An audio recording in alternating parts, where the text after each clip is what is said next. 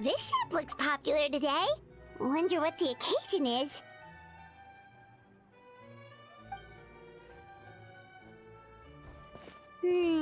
Butterfly Dew Cosmetics now on sale. Huh, looks like it. Oh, Sijwin's here too! Hey there, Sijwin! Hello there, Traveler and Pаймon. I hope you're keeping yourselves fit and healthy. You bet we are! So anyway, what are you doing here, Sijwin? The Duke insists I take regular vacations in the court of Fontaine. This one just so happened to coincide with a promotion for a new skincare product, so I came over to take a look. I like to keep up with the latest industry developments when I can, to help me with my magazine articles. Wait, you write? For a magazine? Which one? It's called Beautés en Fleur, and it's run by the Fontaine Beauty Association. I've done lots of articles about skincare for them, using the pen name Maritime Flower. Oh, wow! You're a Maritime Flower? If Paimon's not mistaken, you're one of the leading figures in the Fontaine Beauty Association!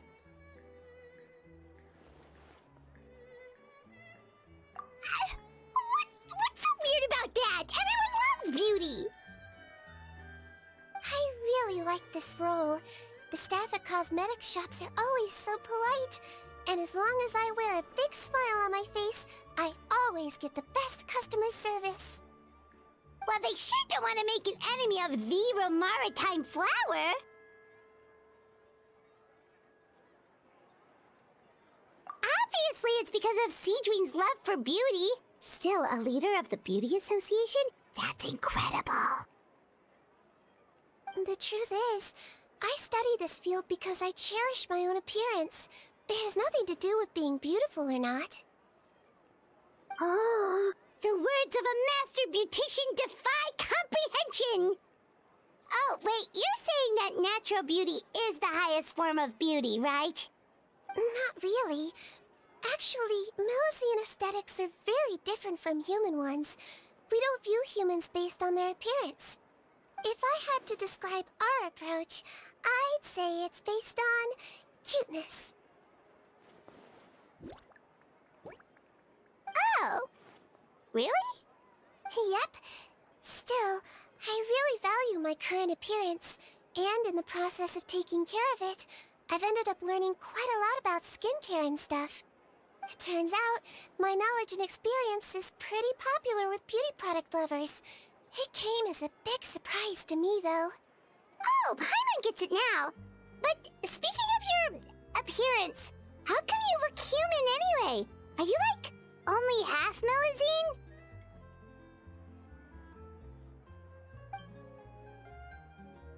Ooh, wait, sorry. That was probably really offensive, wasn't it? No, I don't mind. I'm not mixed, though. I made a decision to turn myself into this form a very long time ago. If you're interested, I could tell you the story. A shape-shifting story? Oh, heck yeah, of course we're interested!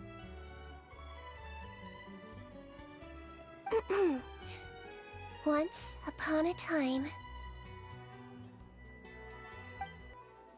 Long ago, humans rejected Melusines, and Melusines feared humans. There was one Melusine who became fascinated with human medicine, but no human wanted her help. And there was one girl who liked Melusines, so no humans would make friends with her. So, the Melusine became the girl's friend, and the girl became the Melusine's patient. Your checkup's all done. You're still in perfect health. Thank you, Dr. Melusine. In this game of doctor and patient, a friendship was born. Then, one day, the girl fell ill. The Melusine was the only doctor to arrive on time, but the adults sent her away. Scram! Melusines can't be trusted! So just because I'm not human, I can't save my best friend. In desperation, the Melazine approached the frightening witch. She begged and begged until she got a reply. If you take this potion, concocted of sin, you will gain a human face and grow human limbs. But then, you will lose everything that attracted this friend of yours to you in the first place. Can you accept that? The Melazine did not hesitate for very long.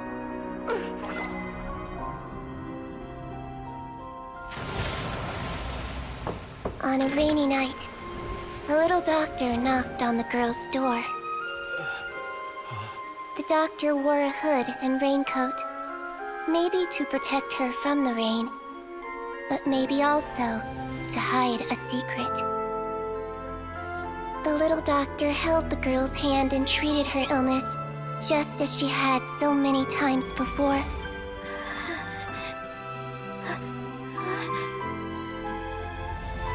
Dawn came, and the little girl's condition improved.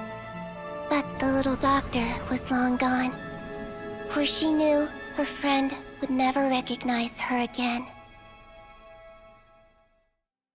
And so, since then, I've lived my life in human form.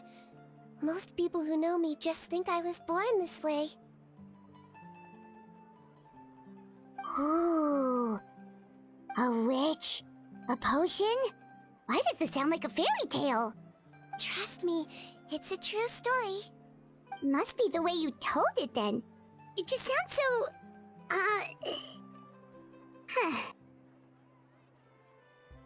Yeah, not every Melazine would take human form to save their human friend.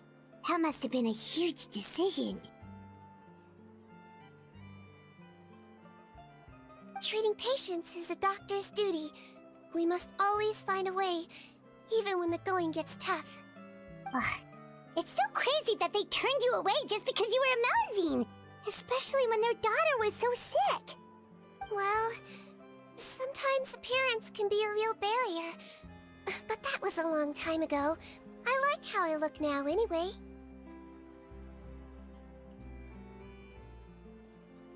Pаймon too! You're super cute this way. Attention customers! Thank you all for waiting. Now, on behalf of our skincare partner, I'm delighted to announce that our exciting new product is now officially on sale! Well, there we go. Let's have a look, shall we? Oh, Paimon, if you want to buy any skincare products, I'll be happy to give you some suggestions. Really?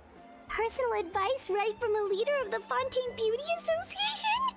What an honor! Allow me to introduce our newest skin lotion, Butterfly Dew. I'm sure many of you have already read about this product's trials in the newspapers. To say that it improves skin quality is an understatement. This product gets its name from the way it transforms your skin and makes it glow anew, like a butterfly emerging from its chrysalis and spreading its wings for the first time. We are thrilled to have the inventor of this fantastic product with us here today. Please welcome Mr. Rawat, a researcher from the Fontaine Research Institute. Now, without further ado, I'll hand over to Mr. Rawat to tell you all about what Butterfly Dew can do for you. Thank you. Hello, everyone. I'm Rawat, and I developed Butterfly Dew. Wow, what a looker. He's a researcher? Wow, he's really challenging the stereotype. It seems that everyone is surprised by my entrance. Or should I say, my appearance. I'm well aware that researchers are generally better known for their brains than their dashing good looks. In that regard, I do believe I break the mold somewhat. Of course, appearance is a skin-deep way of defining a person. And yet one's appearance can be a very real set of shackles, holding a person back in their life. It can rob a young person of their self-confidence when applying for a job, dissuade a young lady from approaching the one she loves. Our actions are at the mercy of our appearance, and we slowly become the very person that the outside world sees us as. But what if I told you that those shackles can be broken? If our appearance prevents us from changing, then let us first change our appearance itself. Wash away moles, birthmarks, and wrinkles, and they can no longer rob us of our confidence. Replace them with luster and radiance, and we shall never again hang our heads in shame. That is why Butterfly Dew exists. Its mission is to allow us to shed our pupae, undergo a complete metamorphosis, and embrace a new life. Well, whether it actually works or not, after that speech, Paimon's already sold!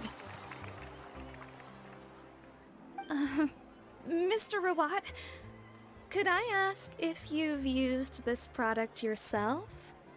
Of course, I tried it many times while I was testing it. You can consider me a product ambassador. Wow, then it's sure to work! Still, I don't expect to convince you just by blowing my own trumpet. So, could I get a volunteer from the audience to try it out? Oh, Paimon volunteers!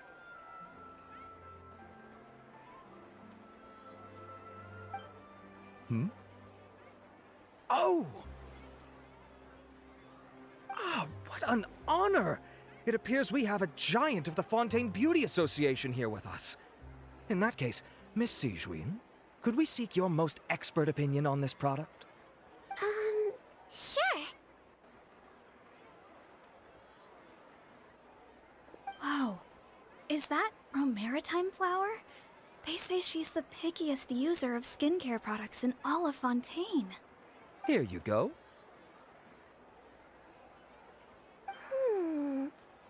Well, it's very kind to the skin, and the absorption rate is high. Even for Fontaine, this is a first-rate product. Wow, now that's high praise! I'll take one. Any discounts? All right. Well, all that remains for me to say is, Butterfly Dew is now on sale!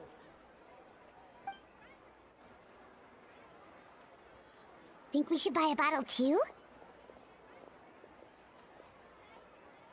Of course you bring up Mora.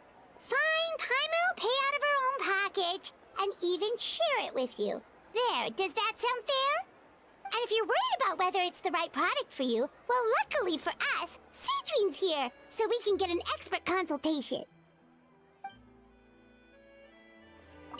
Aw, I wish I'd saved up my pocket money. Stocks are running low, so purchase soon to avoid disappointment. I'm buying for a friend, but I just want to check. This is designed for both women and men, right? I was looking to switch up my skincare routine anyway. I'm gonna try this out as soon as I get home tonight. It's an honor to receive such high praise from you. To be honest, I was also hoping you might be able to point out some flaws in the product so I can keep improving it. With most skincare products, the pros and cons only become apparent with long-term use. Yet, this one has instant benefits, improving skin quality without any obvious side effects. It's one of a kind. Don't worry though, I plan to keep using it, and I'll publish regular reviews in Beautés en Fleur. You can read my thoughts there. All you need to do is subscribe. Oh, I was hoping for a more casual conversation, but you are a beauty association leader after all. I understand if you want to keep this professional. Sijwin? Oh, excuse us, Miss Beauty Expert. But do you think this product is a good choice for me and him? Wait, are you the renowned traveler? That's right, and by his side, the equally famous Paimon. Well, I don't normally handle customer questions personally, but since it's the traveler asking, allow me to make an exception.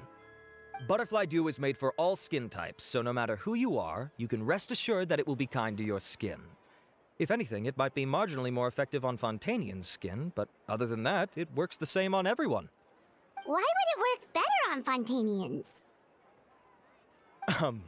In the interests of protecting my trade secrets, I'm afraid I can't answer that, Miss Pаймон. Alright then. How about a friend discount? Save yourself the trouble. I'd be greatly honored to have both of you use my product. Here, take 2 bottles for free. Yay! Paimon's private fund survives! I can see why you might think that, but please don't misunderstand. This gift is simply a token of my esteem. There's no business motivation behind it. To me, finding new customers for Butterfly Dew is about meeting kindred spirits, fellow admirers of physical beauty. I consider it a labor of love. Admirers of physical beauty? Eesh, that's embarrassing to say out loud. It sounds so shallow. It's nothing to be ashamed of, Miss Pаймon. Most people claim to desire inner virtue, but it's still physical appearance that turns their heads. This is a fact of life. It's only natural for people to desire to become beautiful. And that's exactly what inspired me to choose this research direction in the first place. You're right. Everyone loves beauty, don't they? Look at the time. My apologies, but I have other things to attend to. I'll leave you with these 2 bottles of Butterfly Dew, and I look forward to seeing you again. Paimon, I'd say there's no need for you and the Traveler to use this product for now. Why? Is there a problem with it?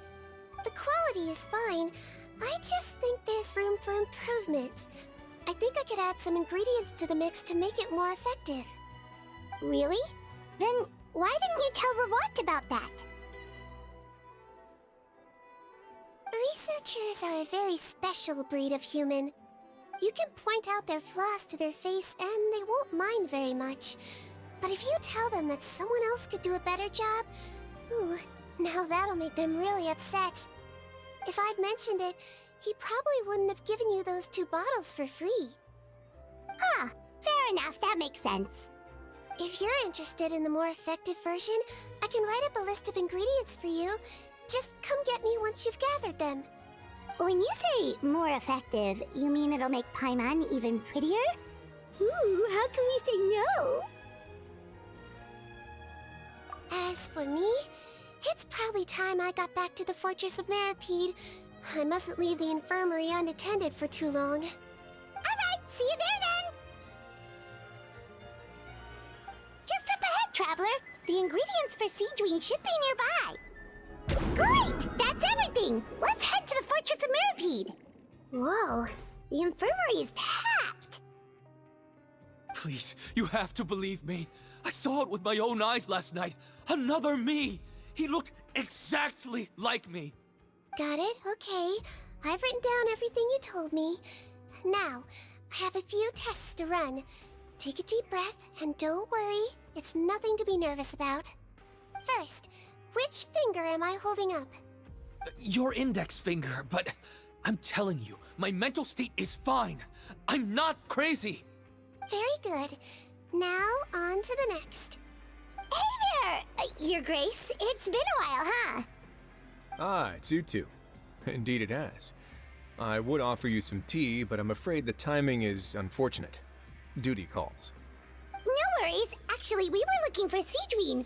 Do you, know what all of this is about? This inmate came running to the guards in a panic, claiming to have seen his exact doppelganger. A doppelganger? Doesn't that just mean someone else kinda looks like him? And that's what I thought when the report first reached my desk. But we've inspected our records. No one even vaguely resembles him. Considering how certain he is of what he saw, I can only surmise that he's having some mental issues. So I brought him for a medical evaluation. All right, very good. Take a sip of water and rest for a bit. Evaluation complete. I couldn't find any symptoms pointing to a physical condition. I see. So do you still believe there's more likely to be an issue with his mind than his body? I have to assume so for now. Psychological issues are more difficult to detect. At this stage, we can at least confirm that he is in command of his cognitive faculties. The rumor mill will go crazy if word of this gets out. Guards, take him to the ward for a period of observation. The Marechaussee Phantom has requested my cooperation on a case, otherwise I'd deal with this myself. Sorry for the trouble, head nurse, but I'll have to leave this to you. No problem, Your Grace. I'll add him to my observation list. By the way, we have a couple of guests here who've made the trip just to see you. I imagine it must be important. You probably won't need to add them to your observation list, though. Oh, Traveler! Paimon, it's you! Hey there, Sijwin! It's actually not that important, but... I'll be in my office if you desperately need me. Goodbye for now. Okay, bye-bye! So, Sijwin... Would you mind waiting for just a moment? I have another patient to see. Just find an empty bed and take a seat. I won't be long. Oh, sure! Sijwin, we've brought him. And he seems to have taken a turn for the worse again. Okay, don't panic. Let's start by sitting him down here. Paimon had no idea how busy it can get for Sijwin. Maybe now's not the time to ask for her help with skincare. Good point. Besides, it might actually be interesting to observe her at work. Well, this could hurt, so I suggest you take a deep breath first. Did his face melt? What happened to him? It's anyone's guess. His face melted off shortly after arriving at the fortress. But since he's a serious offender, he can't be allowed out for medical treatment. Best we can do for now is ask the head nurse to give him something to manage the symptoms. Oh, this is gonna be awkward. We still need to bring him to the Marechaussee Phantom for questioning. What if he scares them half to death? Will that be our fault? The Marechaussee Phantom? Does this have something to do with the case Risley's dealing with? Yep, it was a huge case. They bagged a few dozen crooks in one fell swoop. And this guy's the baddest apple of the bunch. He harmed countless people. And now, it looks like it's all finally catching up with him. You done gawking? Not yet. I need to check the severity of your ulcers to decide the right dosage. Don't worry. We Melazines have a very different sense of aesthetics from humans. To me, you just look like a little kitty with slightly scruffy fur, but still just as cute. Don't patronize me. Do I look like a kid to you? Just give me the meds and let me out of here. I already missed my cell. Hey, lose the attitude. You dare talk back to our head nurse like that again? Your days are numbered. Oh, it's fine. Okay, I'm going to apply the medication now. Tell me if it hurts, alright? Look how nice Sijwin's being. And he still talks to her like that? What a nasty piece of work. Can I leave now? Wow, not a peep. What a brave little guy. Thank you, Sijwin. And I apologize for the trouble. So, Traveler, Paimon, did you bring the ingredients? We did, but we don't want to interfere or anything. You're busy saving lives here. Oh, don't be silly. I agreed to it, didn't I? Just hand me the ingredients, and I'll make some time to whip it into the improved version for you. Take a rest here if you want. Or, if you're not tired, I hear they're holding a new pancreation tournament in the administration area. Or alternatively, is there anything we could help you with, Sijwin? That's right! Let us help you out! It's the least we could do! Good point.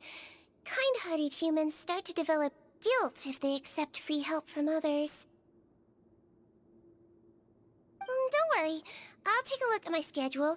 I'm sure I can find something to treat this condition. I gotta warn you, though, it'll be tiring work. So I suggest you take a break first, then come back and see me when you're ready. We're ready, Sijwin! What's our first mission? I found the perfect job for the Traveler. First, I'd like you to lie down in this bed.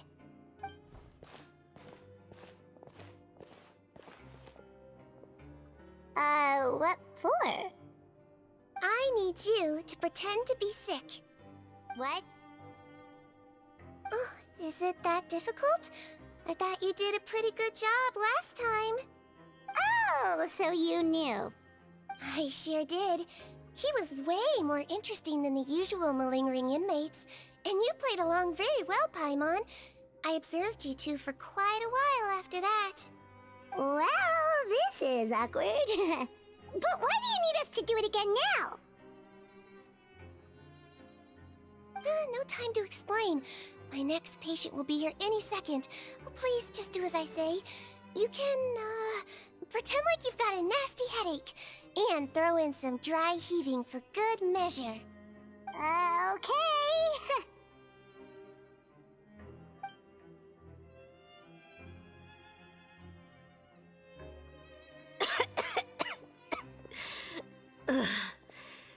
Hey, Doc. It's me. I'm only here because my mom won't stop pestering me about it. So annoying. Well, your mother has enough on her plate with a busy job. Well, the last thing she needs is to worry about you being sick as well. I know. I shouldn't treat the place like a playground. Shouldn't go swimming in the lower levels where we join up with the sea, because it'll give me a cold and distract her from her work. I thought I'd be able to have some fun here at the fortress for a few days, but it's always, don't do this and don't do that. All right, sit yourself down and I'll take your temperature. Your fever still hasn't gone down. Well, here's your medicine. 1 cup for starters, and we'll see if it helps. But Doc, it's so bitter. Do I really have to drink it? I mean, I'll be fine, right? I've got an uncle who caught a cold. His fever went away on its own after a couple days. Can't you just write me a note saying I'm on the mend? I just need something to keep my mom off my case. I sure can. You're a very brave boy after all. Huh? Brave? What makes you say that? Well, if you want to rely on your own immune system to clear up your fever, then you'll have to tough it out like this guy.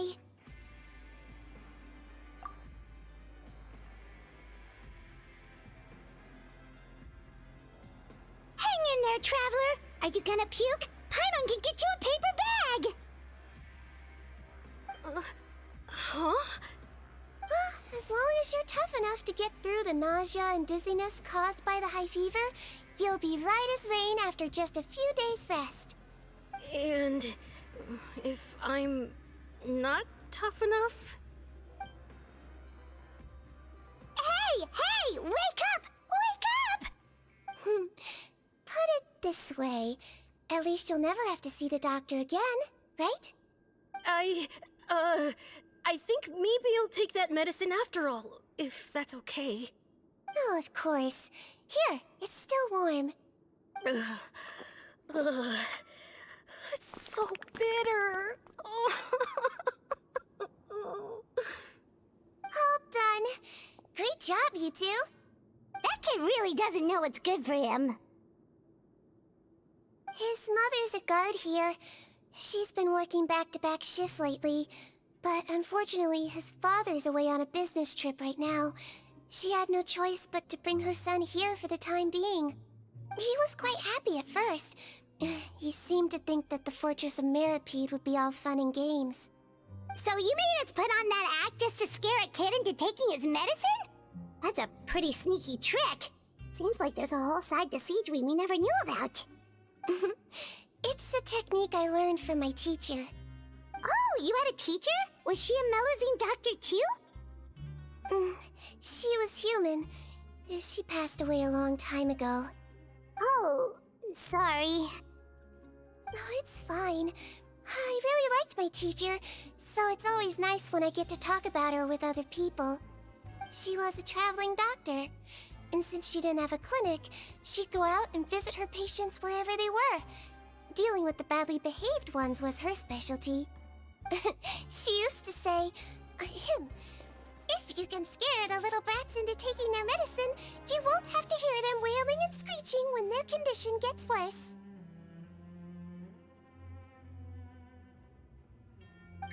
She sounds like a pretty strict teacher. Strict? Well, that's not how my teacher saw it. She thought of herself as terrifying to kids. Strange way for a doctor to describe themselves. Now Paimon's curious to know what she looked like. As it happens, I actually have a picture of her. Oh, wow, yeah, okay, that'll terrify the kids. Yep. All the children she treated thought she was a witch. Why does it almost sound like you're envious of her? Oh, because I am. If she was here, all the children would take their medicine without any need for tricks. A doctor who looks like a witch. True, they wouldn't dare try anything funny with her around. Oh, me, on the other hand, it's hopeless. Children aren't afraid of me at all. That's actually a good thing, you know? Oh, my next patient should be arriving now. Would you mind lending me a hand again? Sure thing! On to the next mission!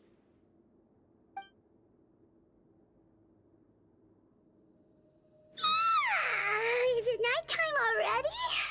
That flew by. You really have a busy job, Sijwin. Well, thanks to you two, it was much easier today. Aww. Should we get some rest? It's getting pretty late. Oh, there is one last thing. I have to keep it confidential, so I usually leave it till after everyone's clocked out. Confidential? Are you sure you can tell us? Well, it's fine. You're not living here anymore, so it's okay if you know. All it is I have to prepare some ingredients to make healthy meals with. Wait, you mean those healthy meals? My patients refuse to eat any healthy meals I prepare in front of them, so I have to prep the ingredients in secret, then let the chef at the Coupon cafeteria handle the rest. Considering even the chef's version makes people uneasy, it really makes you wonder what's in it. You want to find out? I can teach you how to make it. That way, if you ever suffer from exhaustion on your future travels, you can prepare a healthy meal for yourself. It's really good for you, you know. Sure? Guess we can help out one more time.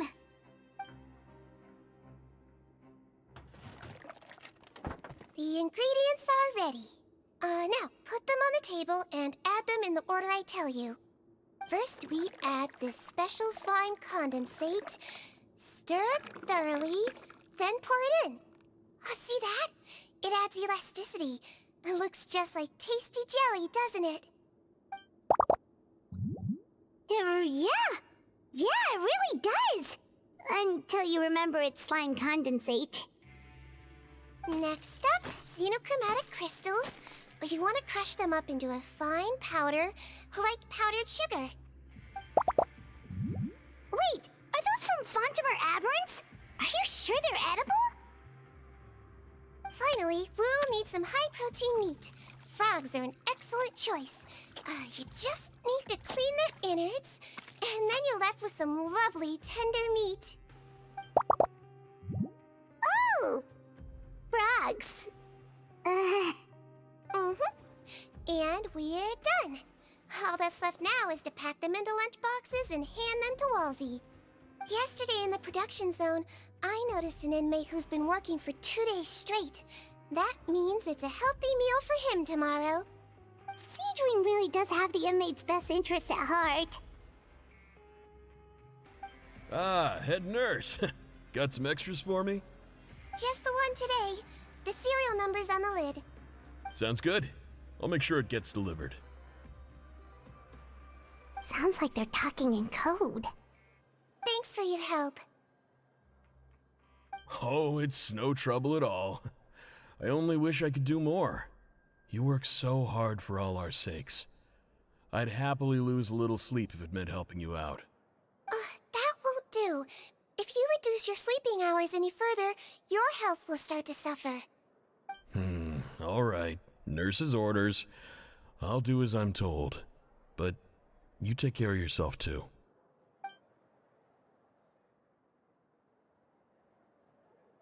Well, I'm done with work for today. Thanks for helping out, you two. Seems like the guards and staff here have a lot of respect for you, Sijwin. In just one day of helping you with your work, it feels like we've done a lot for the fortress. Head nurse, please, wait. I'm sorry to disturb you this late at night, but I think you'll agree, this is urgent. Okay, just relax and catch your breath. What's the matter? The guard at the observation ward, Odilon, he told me to pass on a message to you. One of the inmates there, the guy suffering from possible hallucinations, well, he seems to have made a sudden recovery, and now he wants to apply for permission to leave the ward. Huh? Already? You were right to tell me. I'll have to examine him and make sure he's well before we discharge him. Looks like we've got one job as medical assistants left. We'll come with you.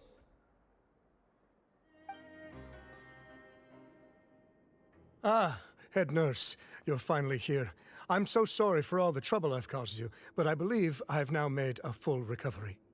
After giving it some thought, I'm sure that I was probably just seeing things. Stress-related, I imagine. I'd been working long hours, so I definitely wasn't in the best state of mind. I totally understand.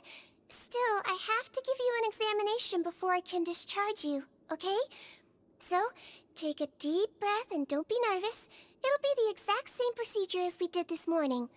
We can start whenever you're ready. Again, so sorry. I was in such a state this morning, I barely recall anything. Would you mind taking me through it again? Oh, not at all. It's a lot to remember. First up, we have a little cognitive test. Just concentrate and you'll be fine. To start with, which finger am I holding up? Your pinky.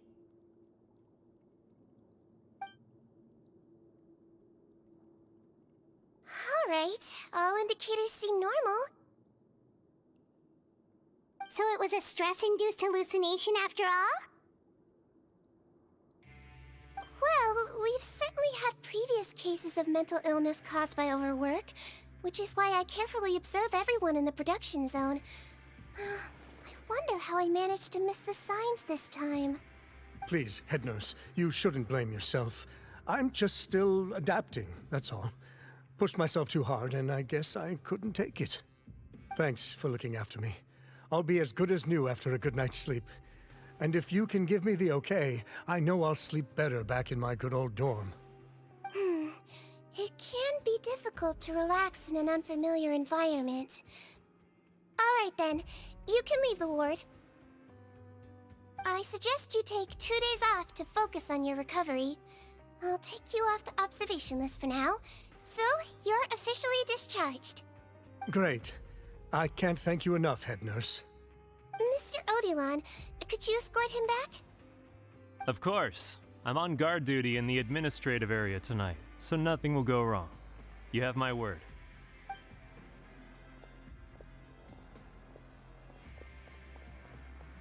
Guess you're finally done for the day now, huh? Yep. But I still haven't gotten around to making that improved lotion for you yet. Oh, no rush! Seriously, it's super late now. You should go get some rest too. Well, tomorrow it is then. Good night, Traveler. Good night, Paimon. Hope you sleep well.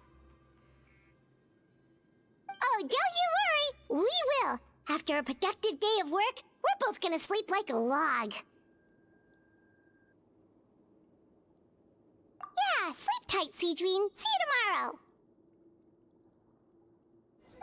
Paimon really did sleep like a log. Let's go find Sijwin. Oh, how is the infirmary even busier than yesterday? Good morning, Traveler and Paimon. I have a few people here for a checkup, so you might need to wait for a while. No problem. Anything we can do to help? There's a bit of a complicated situation here. I'm still getting to the bottom of it myself. You have to believe me. I'm telling the truth. You're in a medical facility. Keep it down. Please, listen to me. I'm not Gascon. I'm Uy. You're a horrible liar, you know that? We get all your mugshots with the arrest warrants. It's clear as day that you're Gascon. You mean because of the way I look? I don't know what happened. I just woke up like this. Then you guys dragged me in here for an interrogation. I brought you here to figure out what's going on. If you truly are the victim of an injustice, yelling isn't going to achieve anything. At most, it'll delay your vindication. All right. I get it. This is nuts. Yesterday's interrogations went fine, and now this. Morning, Your Grace. What's going on? Remember the case I mentioned yesterday? The one brought to me by the Marechaussee Phantom? Well, we've been questioning the inmates involved this morning. Every single one of them is claiming mistaken identity. Huh. That's even weirder than what that guy was saying yesterday. The thing is, none of them have been able to provide any evidence whatsoever to support their claims. Questioning them further got us nowhere, so for now, we've brought them to the infirmary. And we thought yesterday was as busy as it got for Sijwin. We've compiled their statements. Have a look. Perhaps there's something we missed.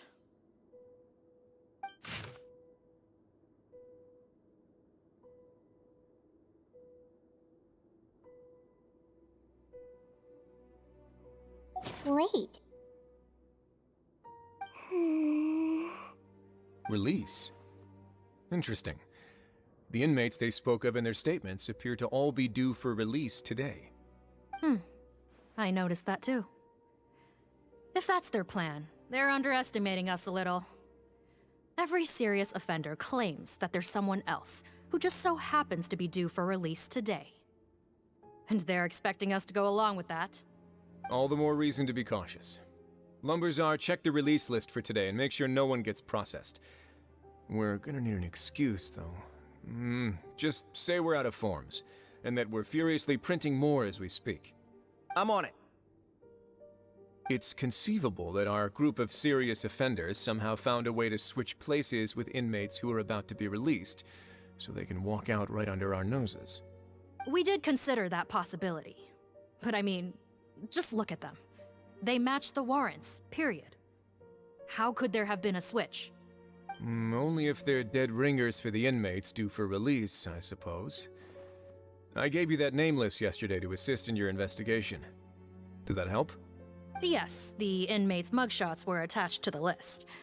The first thing I did was check for lookalikes, and I didn't find any. The only other thing that stands out to me is that their voices sound a little different today. But it's not exactly hard to put on a fake voice. Oh, really? What does our head nurse make of all of this? Give me a moment. I think I have a way to confirm whether there's been a switch. I know, it's not time to change your dressing yet, but please bear with me. Huh? Isn't that the guy from yesterday? This should be Honore. He has very severe facial ulcers, which require an operation in the hospital at the court of Fontaine. I authorized him to leave the fortress for medical treatment under guarded escort. Yes, like I told you. I'm not Putton. I'm Honore. So there has been a swap. Well, I can see what happened in Potton's case, but how do you explain the other inmates? You're not telling me their souls switched bodies, are you? No, I believe it was their faces that got switched. The method is a bit like replacing a tooth. Take the bad tooth out, put a false one in. And actually, I think I can prove it to you. Traveler, Pаймon, do you remember Eric from the other day? Yeah, sure do. Then you can be my witnesses. To start with, please fetch the inmate who claims to be Eric. So, you're Eric? Yes, head nurse. It's me. You do believe me, right? I need to do another examination on you. Same procedure as yesterday. All right. It's the cognition test first, right? So I need to concentrate. Now, try to recall if you can. The last time we did this test, which finger did I hold up? I believe it was your index finger. But that means... Huh? So basically, last night the Eric who said he saw another him suddenly recovered and applied to leave the observation ward. Sijwin did another test before letting him leave, but that time she held up her pinky finger. Huh? I don't know about any tests last night. There was nothing to do in the observation ward, so I went straight to bed. Then I somehow woke up in a high-security cell. Well, in that case, there is a reasonable explanation for the strange events of the past 2 days. So, what exactly happened? The gang of serious offenders wanted to break out of prison, so they identified a group of scapegoats, namely inmates whose terms were almost up, and planned to switch appearances with them. Last night, when Odilon was on duty, they ambushed him and had one of their group switch appearances with him using their face-swapping method. That allowed them to avoid scrutiny from the other guards. Then, once all the other inmates were asleep, Odilon spent his night shift carrying out the remainder of their switcheroo plan. However, they made one mistake. Henri changed his appearance to match Eric's earlier than he should have done, and ended up being spotted by the real Eric.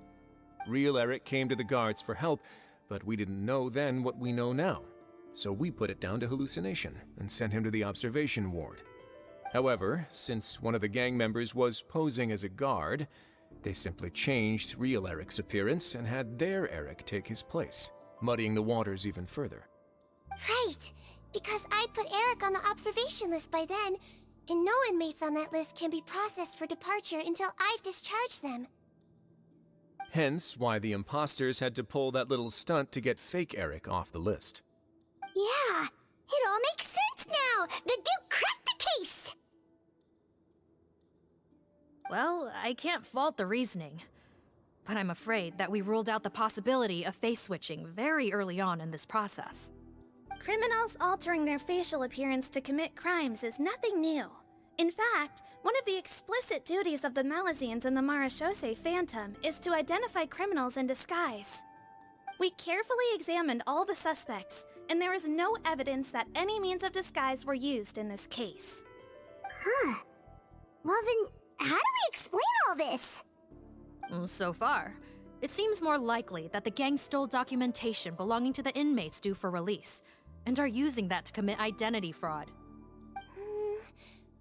Actually, there is a potion that can completely change someone's appearance.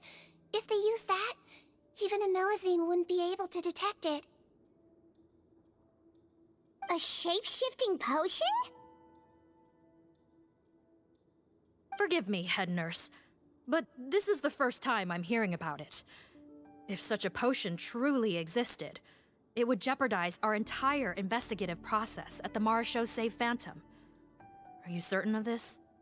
Yes, I am. But... Please, trust me in my professional opinion as an experienced clinician. At the same time, without any solid evidence, it's pure speculation. If we can round up all the inmates suspected of switching places, then have a little talk with both sides, we might just get our answer. Yep, let's do that. Okay. Well, it was our negligence that meant we had to come and conduct these post-internment interrogations. And I know it's put you out. We'll do it your way. Your Grace, bad news. I paused the releases like you asked, but we were too late. A bunch of people already got processed 2 hours ago. I checked the list, and sure enough, it's all the people who gave statements. 2 hours ago? That's before today's interrogations began. They had this all planned out. So there really was a switch after all. They really pulled the wool over our eyes on this one. We should be able to catch up with them if we leave now, right? Not if that potion is real. They can just switch faces again after leaving the fortress. And if the Marechaussee's Melazines can't even spot them, we wouldn't know where to start searching. Yikes! So we're at a complete dead end!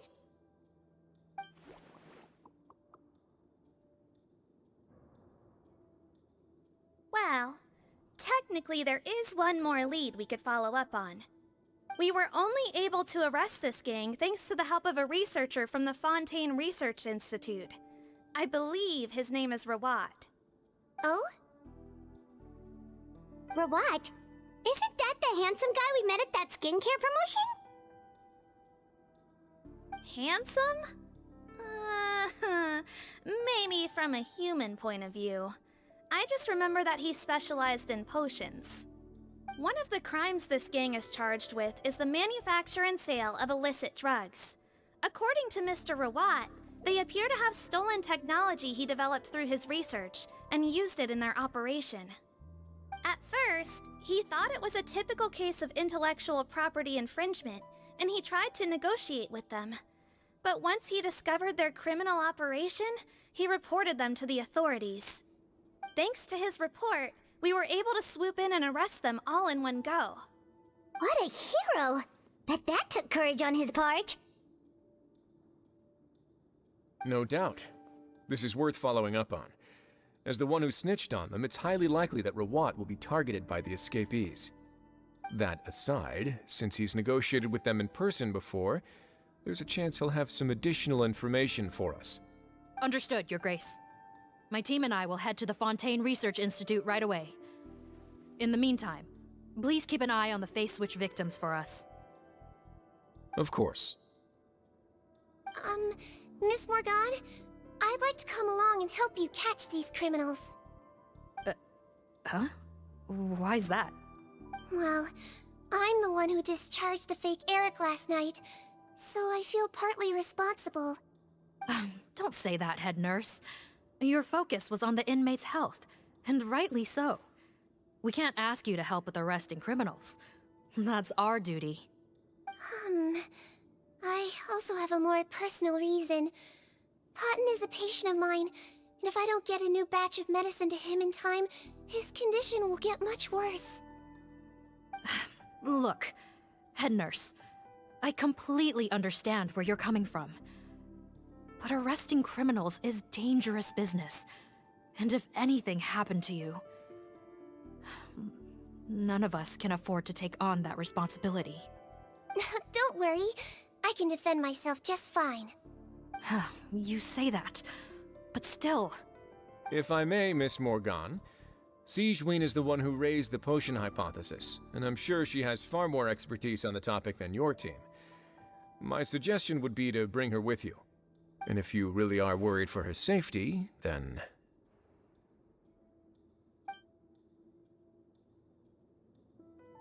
Ah, there you go, right on cue. Knew I could count on you.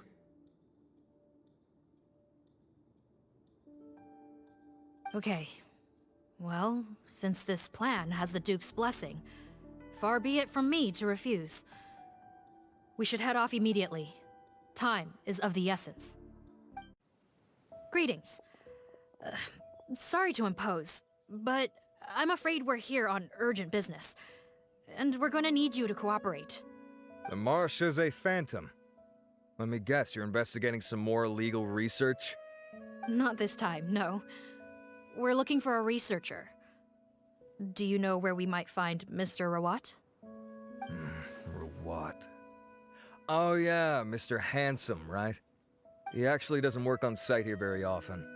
There's a handful of researchers in the nearby area who know him pretty well, though. You can see what they know. Just a handful? Pаймon figured he'd be the most popular guy around. Well, I guess you could say he's popular, at least on a superficial level. He's blessed with good looks, so he tends to make a good first impression on people.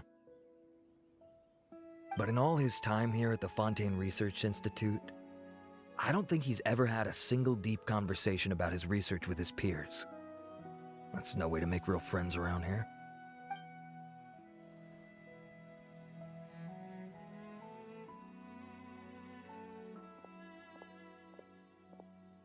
That's so weird. He definitely didn't come across like a recluse at that product promotion. I don't find that weird at all. He definitely didn't strike me as the kind of guy who's, good at making friends. Really? Pаймon couldn't tell. Must be a Melusine perception thing. Okay, we should talk with his acquaintances. But we also need to check the Research Institute for any clues. let's split up. It'll save us some time. Sure thing. We'll go ask around among the other researchers with Sиджвин. Paimon's suddenly kind of curious to know what everyone really thinks of him. Excuse us, are you Audrey?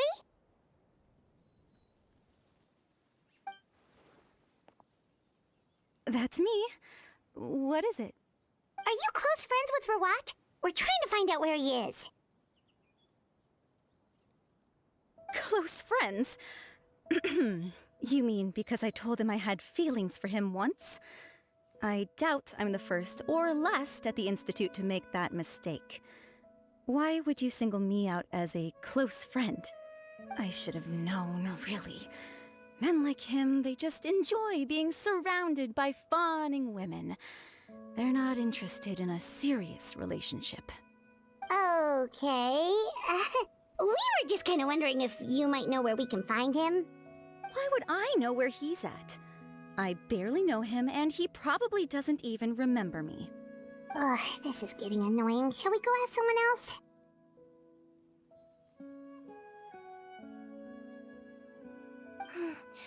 I think she knows Rawat better than she cares to admit.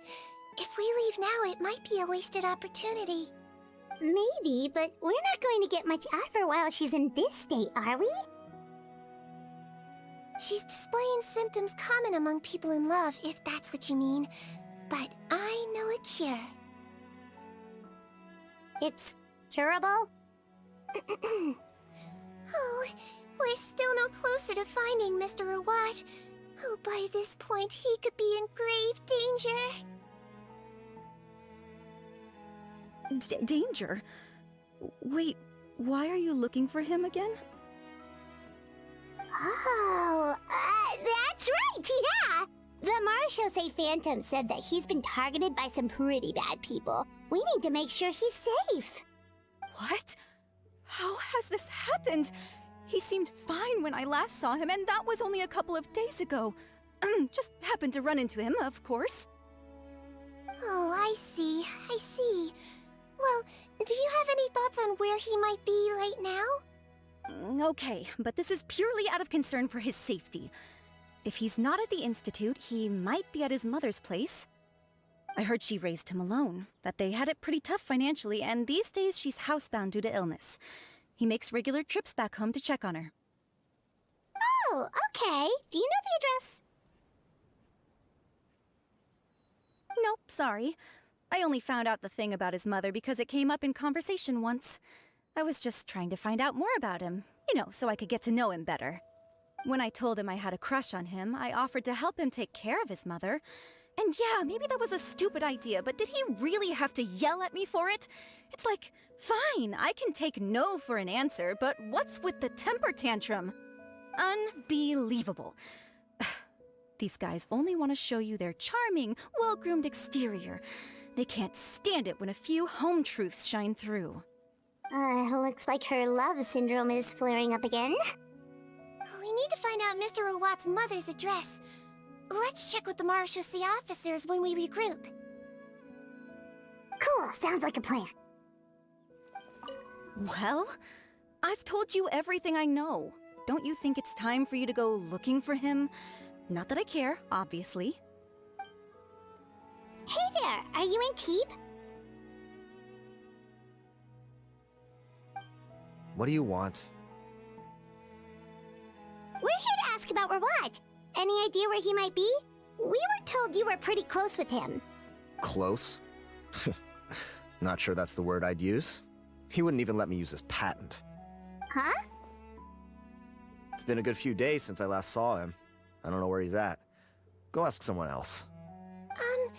Would the patent in question happen to be related to the new skincare product he developed? Yeah, kinda. Butterfly dew, or whatever he calls it. I heard he made a tidy sum off of that one.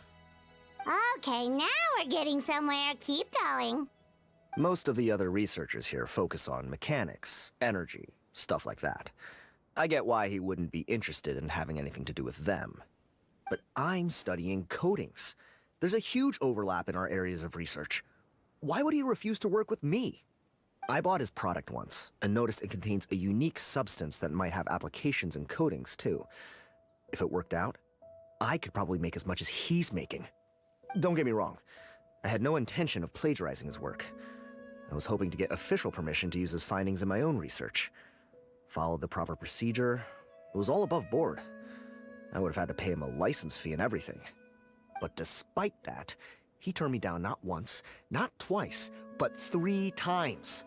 It's like he's vehemently opposed to the idea of anyone else making the kind of money he does. Huh, so is Rawat antisocial, or is this guy just jealous? Well, it doesn't look like we're gonna get any info about Rawat's whereabouts from him. Let's go! Wait, 1 second. Mr. Antibes, next time you go shopping, you should buy some Buell fruits. Peel the skin, steep in water, then drink. It'll help calm your mood. Huh? Yeah. Thanks. Gonna have to cut this chat short. I have a patent application to write. Sorry to bother you, sir, but are you Bertram? Who's asking? Just some concerned citizens helping out the Marechaussee Phantom with an investigation. We'd like to ask you about Rawat's whereabouts, if that's okay. We're told the two of you are pretty close. Not anymore, we're not. Turns out we don't see eye to eye. Oh yeah? What happened? The thing about us researchers is, most of us do what we do for some sort of higher purpose. But not Rawat. All he cared about was how to commercialize his findings. He won't even let you work with him unless you sign a confidentiality agreement first. Also, he has better control over who gets which intellectual property rights. How are you supposed to get any meaningful research done working with a guy like that? Now that I've got my own technical solution for my compressor, I don't need to work with him anymore. So that's what Rawat is really like. We'd still like to know where to find him. Is that something you can help us with? Wait, you're... Yeah, I know you. You're the head nurse at the Fortress of Meropid. Alright, then I'm happy to help you if I can. I respect the work you do. Medicine serves the highest purpose of all the sciences. Wow, turns out Sijwin's got some real clout. Thing is, I have no real way of knowing where he might be. I stopped working with him 2 months ago, and I've barely seen him since. But if you want my advice, I'd say go talk to the peddlers. There's a few he meets with every other day or so. Maybe they know where he's at. Peddlers? Yeah, back when I was working with him, I noticed he met with them quite often. Wouldn't surprise me if they were involved in some shady business together, because it seemed like they went out of their way to avoid discussing anything in my presence. The little I overheard was about manufacturing and selling pharmaceutical drugs. Like I said, he's all about the money. Drugs? Doesn't he work with skincare products? Do those count as drugs? Who knows? I never cared to find out. He's the Morag rubber, not me. Thank you. You've given us plenty to work with. Welcome. Goodbye, and may we both reach new heights in our scientific endeavors. Well, that's all 3 researchers. Let's head back to the meetup point. If my research project works out, the development of underwater spaces should become much easier. You know, Pаймon started out thinking Rawat was a handsome researcher with a friendly and cheerful personality. It's such a surprise to learn that his peers have a different impression of him. So what's your view of him now, Pаймon? A handsome researcher whose difficult upbringing turned him into a profit chaser with a chip on his shoulder? So your thoughts about his appearance haven't changed at all? Well, his looks are kind of a big deal, at least in Paimon's opinion. How does such a handsome guy end up being so antisocial? Even with his difficult family background, it just doesn't make any sense. You can't judge a person solely based on their appearance. Head nurse. Traveler. I assume you've spoken with the researchers. What did you find out? Bertram mentioned Rawat's involvement with some pharmaceutical merchants. Do you know if he's registered any pharmaceutical brands? Since he was a whistleblower on such a huge case, I ran a background check on him. I don't remember there being any brands under his name. How strange. If he was so focused on commercializing his research and averse to sharing his technology with others, why wouldn't he have registered his own brands? Maybe he and his business partners needed to avoid public scrutiny? You think he may have colluded with the gang? Well, the crime was manufacture and sale of drugs, and that would certainly be in his wheelhouse. We can't rule it out. Isn't that pretty unlikely, though? He was the one who blew the whistle on them! Most children who come to me with tooth decay have suffered pain for a long time already, but they'll still try to hide the fact that they eat too many sweets. Grown-ups and children aren't so different in that regard. If you say so. I saw him when he came to make his report, and I certainly didn't get the feeling that he was the type to collude with criminals. Perhaps it's more likely that they were coercing him. You mentioned that he comes from a poor family. So, it's possible that the criminals approached him asking for academic support, luring him in with the promise of riches. By the time he discovered who they really were, he was in too deep.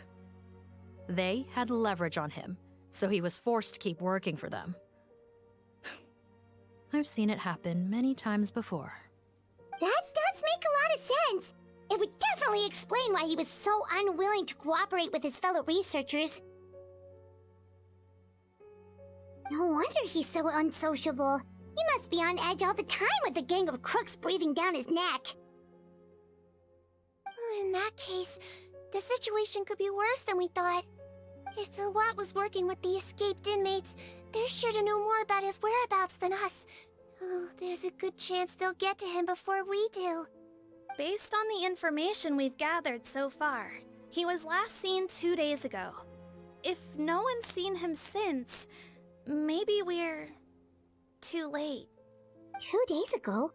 So he went missing right after that product promotion. That was the same day he reported the criminals, too. Not a good sign. Don't worry, everyone. I believe we still have a chance.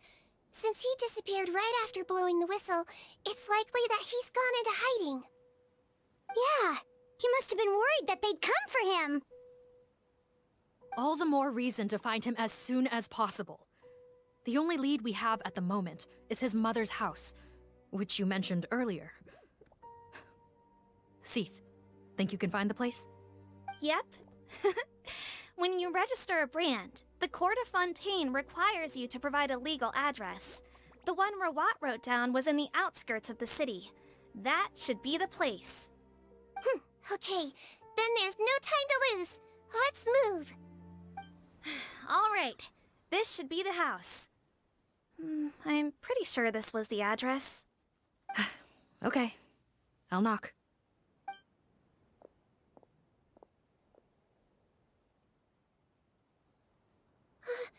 Sounds like whoever's inside has restricted mobility. Oh, it seems serious. Oh, what's the fastest way to get this door open? Break the door down? No, I'll handle it. Let the expert deal with it. There'll be a mountain of paperwork if we damage a citizen's property.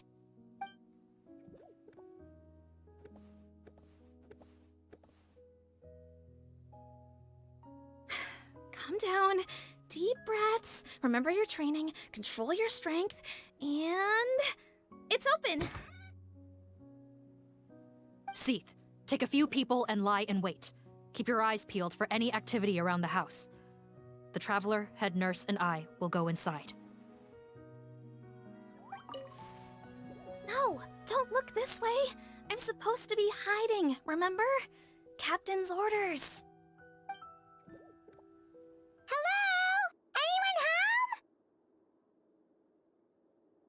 Oh, there. On the bed, there's an old lady. That's gotta be Rawat's mother, right? She doesn't look like she's in any state to be answering our questions, though.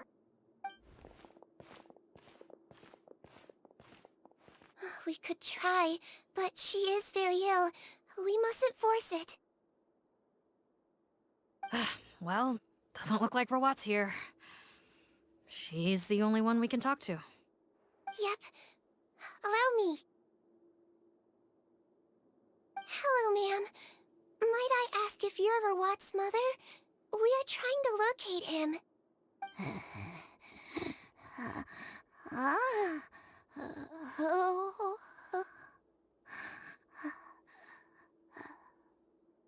Hard of hearing, perhaps. Does anyone have a picture of Rawat? I have one here. I'd like to show you a photo, ma'am. Is this your son? Do you know where he is?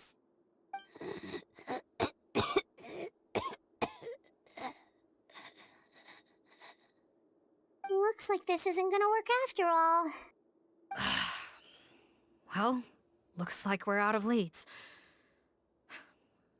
If Rawat's not here, things are looking very bad for him. Is it possible he could have avoided returning here because he knew he'd be in danger? Maybe. But if so, where do we look next? Maybe we should take another look at the Institute. Guess so. I suggest we all return there now. We found a good amount of useful information the first time, but perhaps there's something we missed. This is our last hope. Sorry, officer, but could I stay here for a while? This patient requires some care. Of course. Traveler, stay with the head nurse. You're technically here as her assistant after all. Also, I'd like some Marechaussee members to stay as well, and keep an eye on the area. Why's that? If Rawat knows how serious his mother's condition is, he will return. Got it. Okay. I'll tell the squad members in hiding to stay put and keep a lookout. Thanks for helping me out yet again, Traveler and Pаймon. No problem. But when you say her condition is serious, do you mean... Yes. She's barely clinging on to life. Oh. Let me take care of a few things first. Could you pass me the towel over there? Yeah, of course.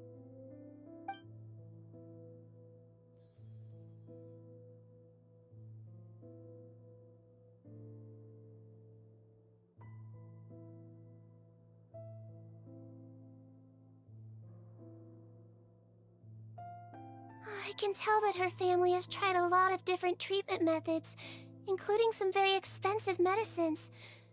Unfortunately, her condition is so multifaceted that a recovery looks all but impossible. Sijwin. Paimon bets being a nurse must be pretty tough at times like this. Yes, it makes me a little sad. In a Melizine's eyes, a human's birth, aging, sickness, and death are as much a part of natural law as sunrise and sunset. But human medicine can defy that law to some extent. In that sense, it is a science of miracles. That is why I became fascinated with it in the first place.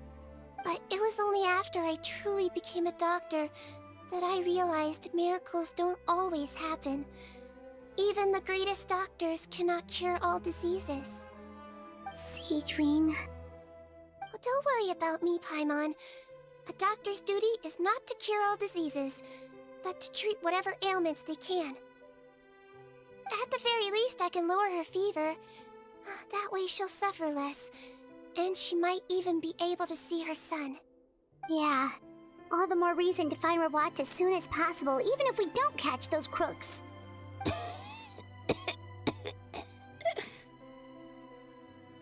Oh, her fever is getting worse. Could I get some hot water? Sure, we're on the case. I'll take care of her. Fetch me some hot water if you would.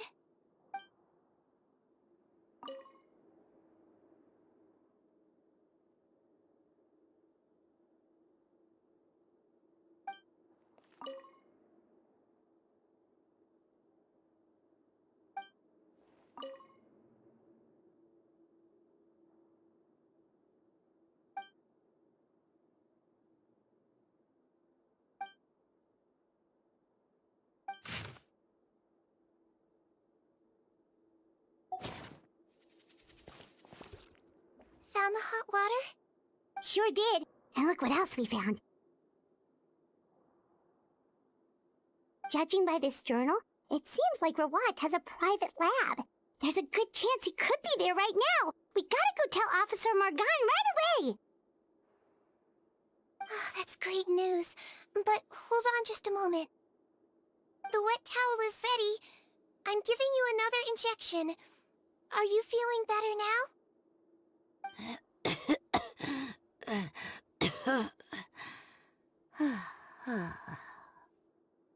It's all right. We'll go bring him back. Please hang in there. Thank you.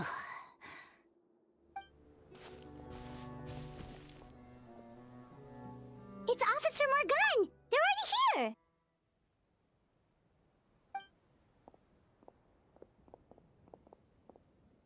We came as soon as we heard the news. I can't believe we were so careless. The most crucial information of all was hiding right there, in that room. And we missed it. Don't blame yourself. Right now, we need to focus on finding a way in. There's a mechanical door over here! Hopefully the instructions in Rawat's journal will help us open it.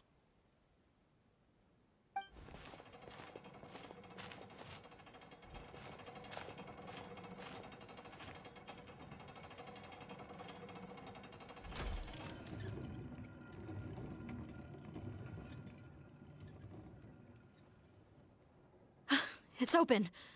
Let's go in. How did they get in here? Captain, up ahead! Those look like our fugitives! So they found this place too? Don't let any of them escape!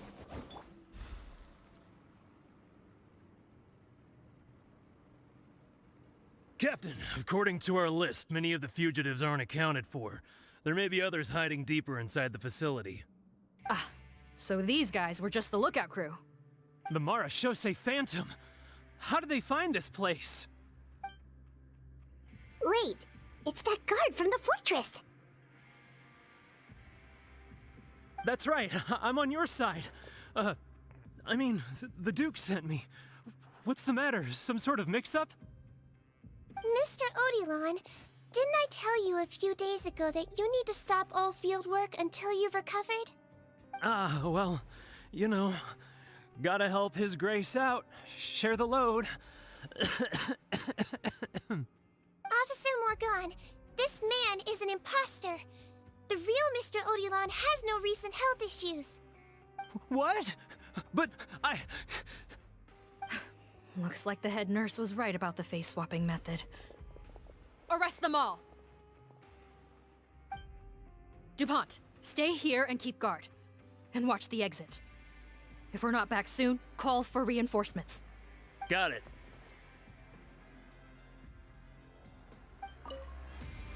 Don't worry, I got this covered. So many jars. Was this some sort of production facility? This scent, it's probably the ingredients used to make butterfly dew.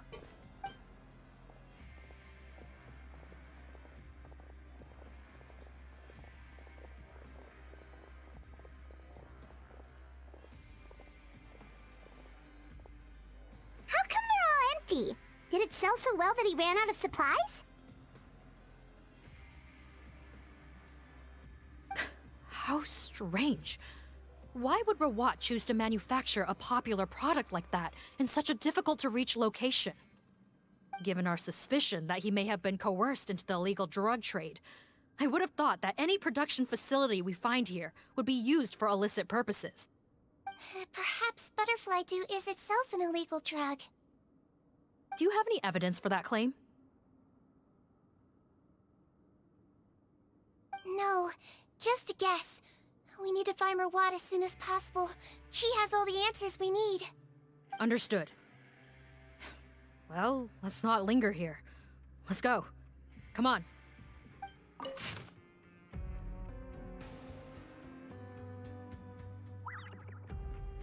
Doesn't look like we're gonna get this door open. Let's find another way around. This one's closed too. What's with those carts and tracks? Oh, maybe it's one of those doors that opens when it senses cargo passing through. There's a loaded cart right over there. Let's bring it to the door and give it a try.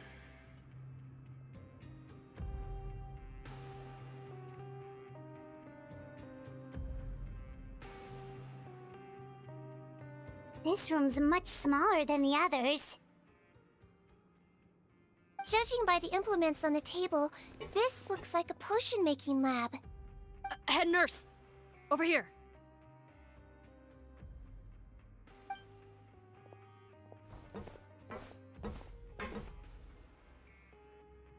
Let's see. Huh? Robot's clothes? Why would he change here? Perhaps they stripped him down, left the clothes behind, and disposed of him somewhere else? Yikes, Sиджвин, where did that come from? Oh, what a tragic way to go. Especially with such a bright future ahead of him.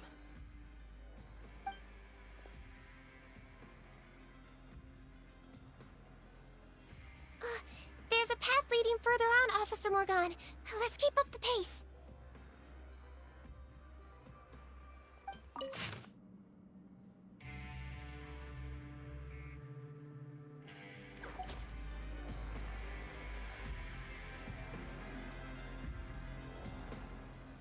Shh! There's a whole bunch of people in there!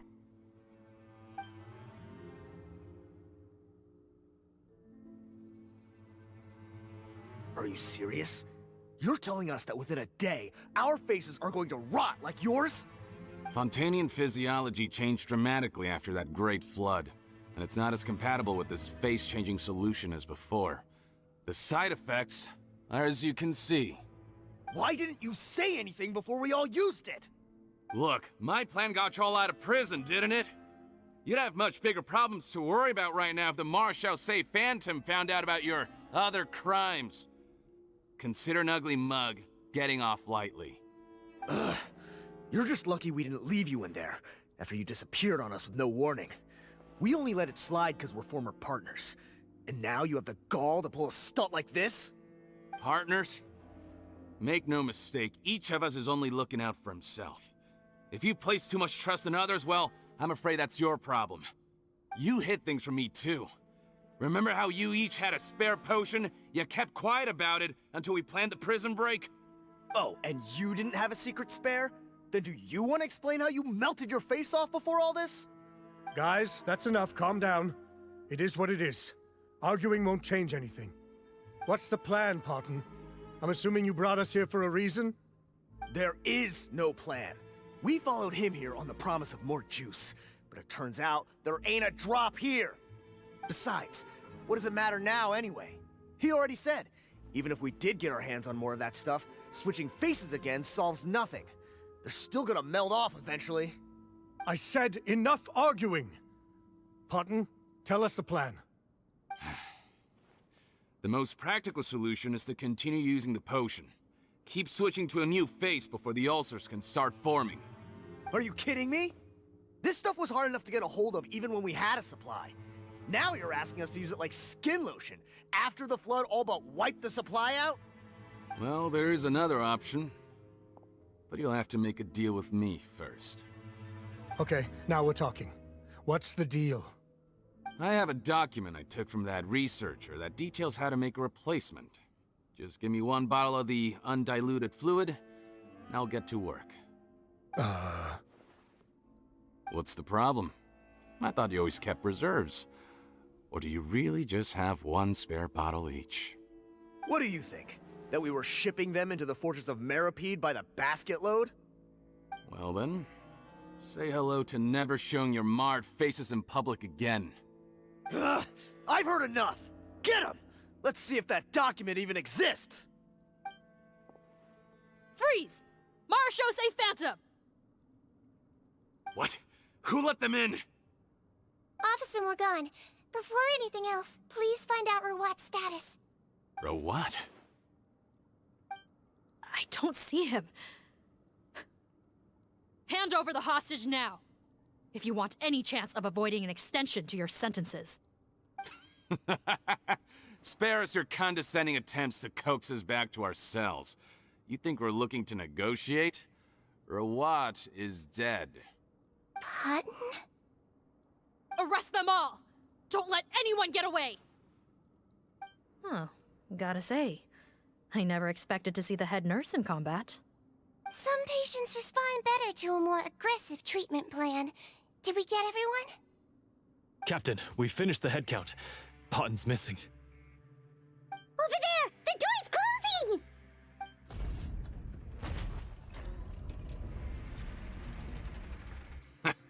One group trying to arrest me, another trying to hunt me down. Good. I gotta kill two birds with one stone. How did he get up there? There must be a secret passage somewhere. Find it! Don't waste your energy. I already sealed it off. How naive. We have more people outside. If we're not back out by the agreed time, they'll come to our rescue. Well then, you'd better hope they get here in time.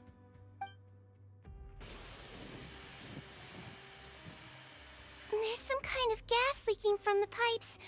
Be careful, it's poisonous. This is our distribution center, where we store the product derived from our source solution. We had to use special fire prevention methods to prevent contamination. The pipe network here was designed to emit a gas for firefighting. One little modification later, and it makes an efficient death trap. Why would you do this? Your partners are here too. Oh, please. If they can't supply what I need, they're of no further use to me. Besides, I can't have them exposing my potential whereabouts. He's a maniac! Come on, we gotta find a way to open that door! Go ahead, struggle in vain. Once the last of you croaks, no one will ever find me again. So long! Are you sure you're ready to leave, Putton? You haven't changed your dressing today. You can't cure my face, just give up. And what if I could? Nice try. You're just trying to stall me. Don't you worry about me. I'll find a way to cure my face once I get out of here. Oh, I doubt it. After all, Fontainians can no longer dissolve in primordial seawater. What the... How did you... The key component of the face-changing potion is the fluid left behind by dissolved Fontainians. It might look like ordinary water, but it has some unique elements in it. Before the flood, all Fontainians were oceanids, physiologically speaking. A potion made from that fluid could dissolve and reconstruct the face of a Fontainian in much the same way as hydroidolins change form. Theoretically, it could give someone any appearance they wished. But since the flood, Fontainians have become true humans. They can no longer provide the source material for this potion, nor reap its benefits. Are you saying this potion is made from Fontainians dissolved with primordial seawater? Then their crimes are far worse than I thought. How could you know all of this? No, wait. Of course! Well. So that's why you have a human appearance. It also means that I have a formula you're unaware of. The air's getting thicker. It's getting hard to breathe.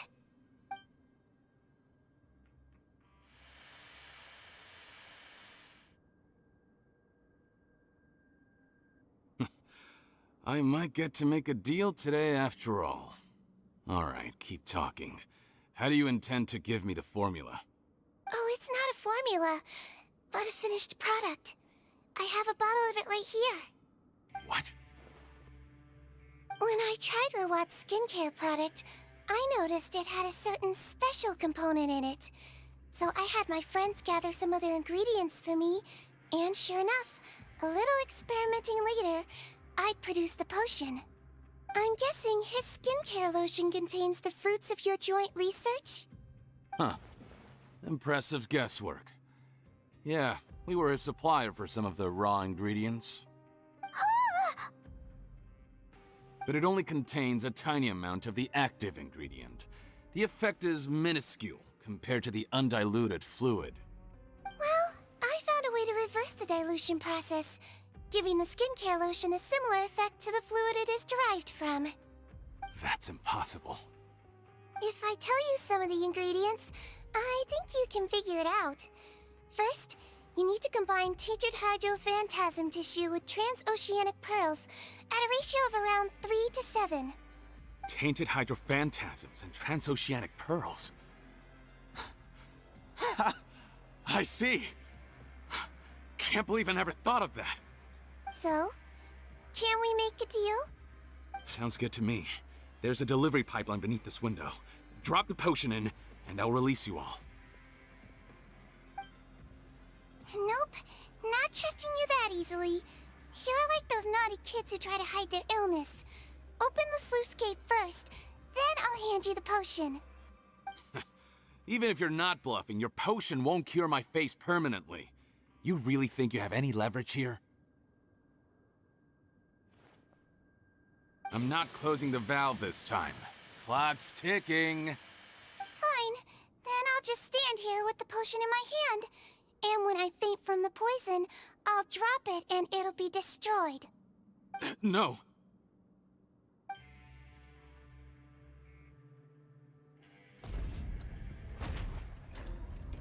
It's open! Disable that sluice gate! Jam it! Don't let it close again! That's more like it. In that case, a promise is a promise. Head nurse, there's too much poison gas in here. We have to leave, now! That was too close. That button is a real nasty piece of work. Oh, don't be too quick to sit down. Moving around a little will help relieve the soreness. Same goes for you, traveler. Oh, but Paimon, you should be fine, right? Flying fast is pretty tiring too, actually. Anyway, that's not important right now. Paimon's still shocked to learn that there's a whole criminal operation going on behind that skincare lotion. Shame I ended up giving the improved version to Potten after finally making it for you. I'll make you some more, I promise. No, please don't. Paimon doesn't want to use that stuff anymore. Still, it was a pretty good job that Paimon wanted to buy some in the first place, huh? It ended up saving everyone's lives. That's gotta count for something. Yeah, Paimon was just kidding. Head nurse, I've done a final head count of our team and the criminals. Everyone's here and doing fine. We're ready to escort the fugitives back to the fortress of Meropid. It's a shame that we didn't find Rawat. At this point, I'm afraid he's probably deceased. What a horrible bunch. Especially that Potten guy. If he hadn't made good on that deal, we'd all be dead because of him. No, we wouldn't. I always keep a whole bunch of antidotes on me for emergencies, and one of them neutralizes that poison gas. We'd have been fine, even if you hadn't opened the gate. What? Then why did you give him the potion? If this is true, I must concur. Sorry to be blunt, but I think you made a bad decision by handing him that bottle. If he changes his appearance and flees Fontейна, it's unlikely that we'll ever find him. No matter how cooperative his accomplices are when we question them.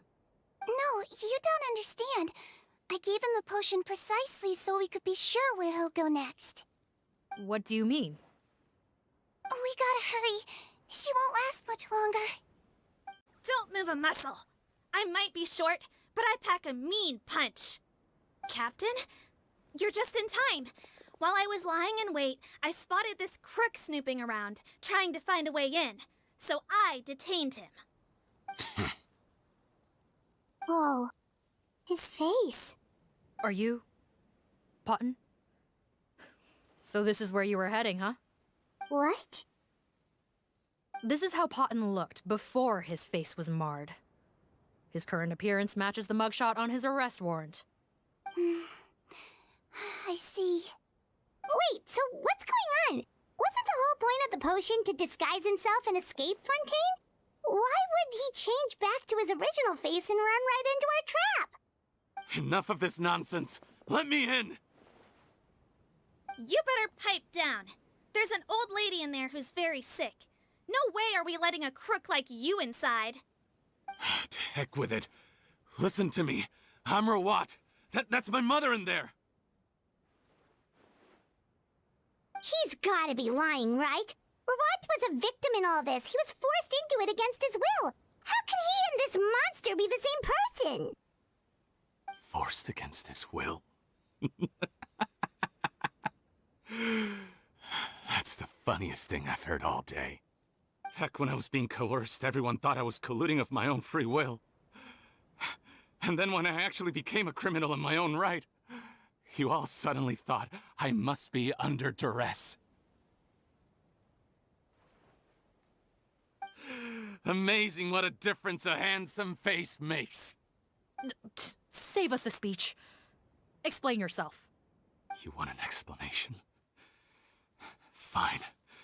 I'll tell it how it is.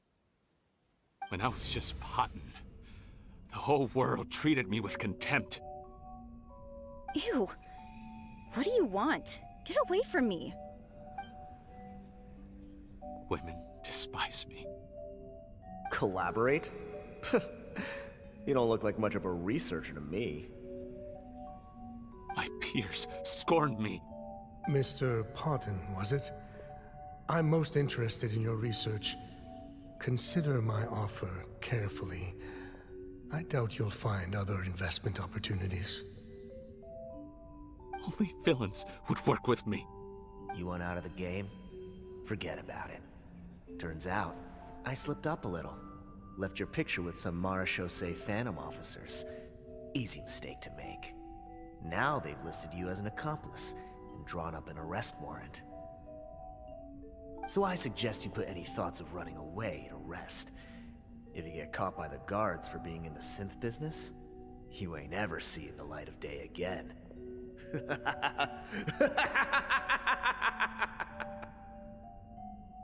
was no way out for me.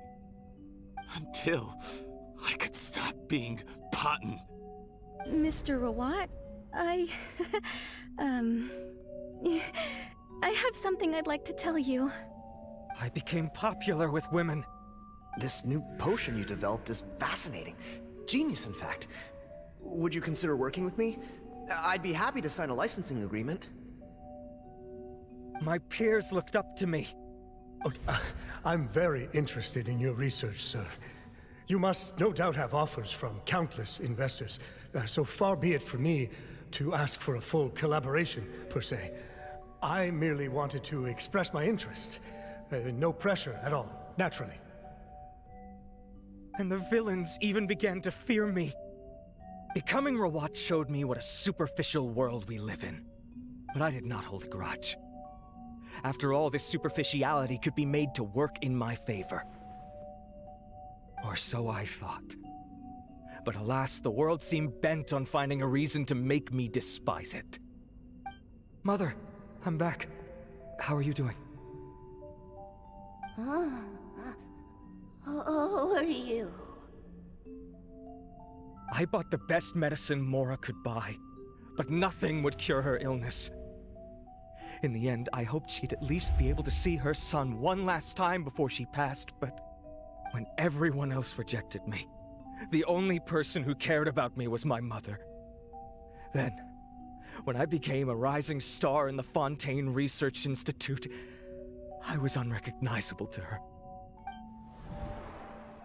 I have to let her see me again. Even if it means donning my own wretched, ugly face. Well, is that enough explaining for you? Now do you understand? Let me inside already! Have you ever considered if you'll even be able to look your mother in the eyes after what you've done? You found a way to completely change your identity. You could easily have escaped from them. But no, you chose to keep working with them. Why would I want to give up on such a lucrative business? The profits were dozens of times that of the synth business, and it was all above board.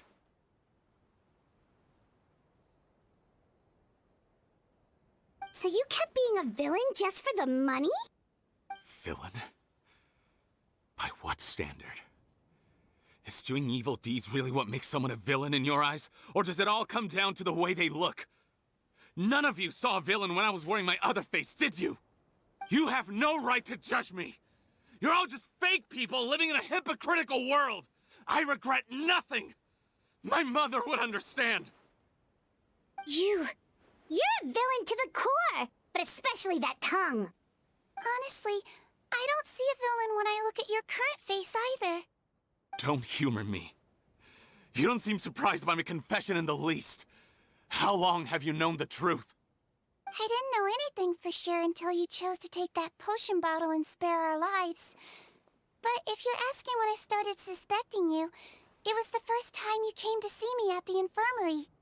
I had to confirm my suspicions. That's why I chose to join this investigation. Are you kidding me? A young, promising researcher and a wretched criminal? What on earth gave you the idea that they could be one and the same person? Well, there were no visual clues. This potion's face-changing effects are very powerful. Even as a Melusine, I couldn't see through the disguise. But I believe I understand humanity a little better than most of my kind. Humans have certain fundamental qualities that do not change with their appearance. Fundamental qualities, huh? So you think you're the one who's seen through me, do you? Most people probably don't know this, but I think I can guess what your deal is. Melusine constitutions are very close to that of water, so it stands to reason that the potion should work on them too. You used it yourself, didn't you? That's why you have a human appearance. Sijwin? Yes, you're right.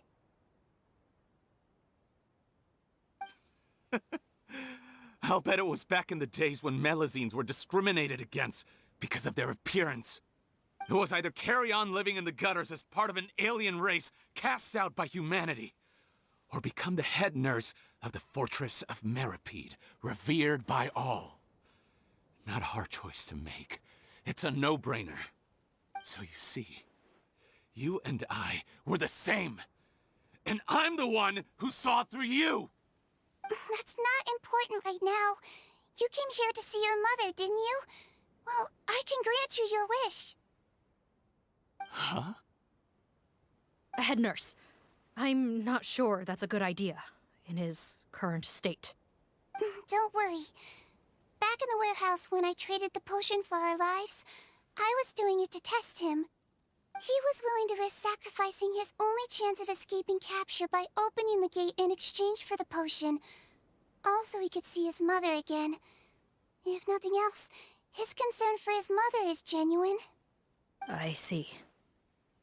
So before you arrest him, please allow him to see his mother one last time. The Traveler and I will accompany him. You have nothing to worry about. All right. I understand.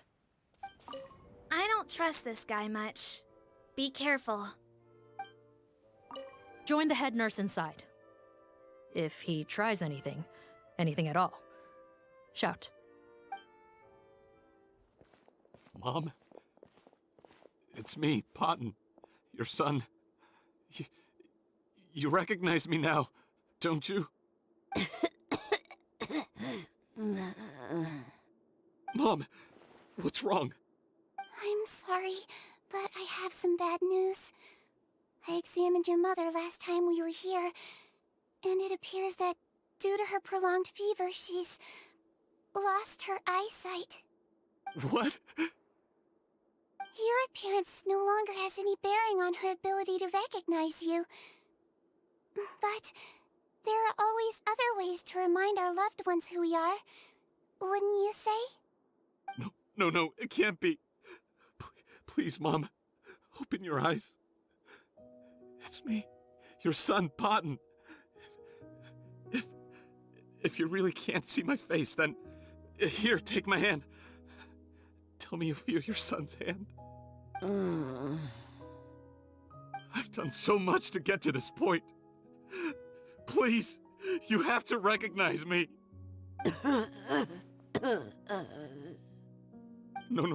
No. The temperature of his palm must have changed. I'm sorry. It seems I couldn't bring him back to you after all.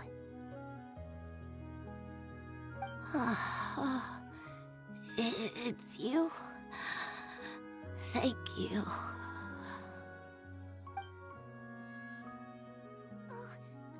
Of course. Mom! Why will you answer her and not me? Why? Why? No more questions, Potton. She's gone. Mom? Mom? I'm sorry to say this, Potton, but you and I are not the same.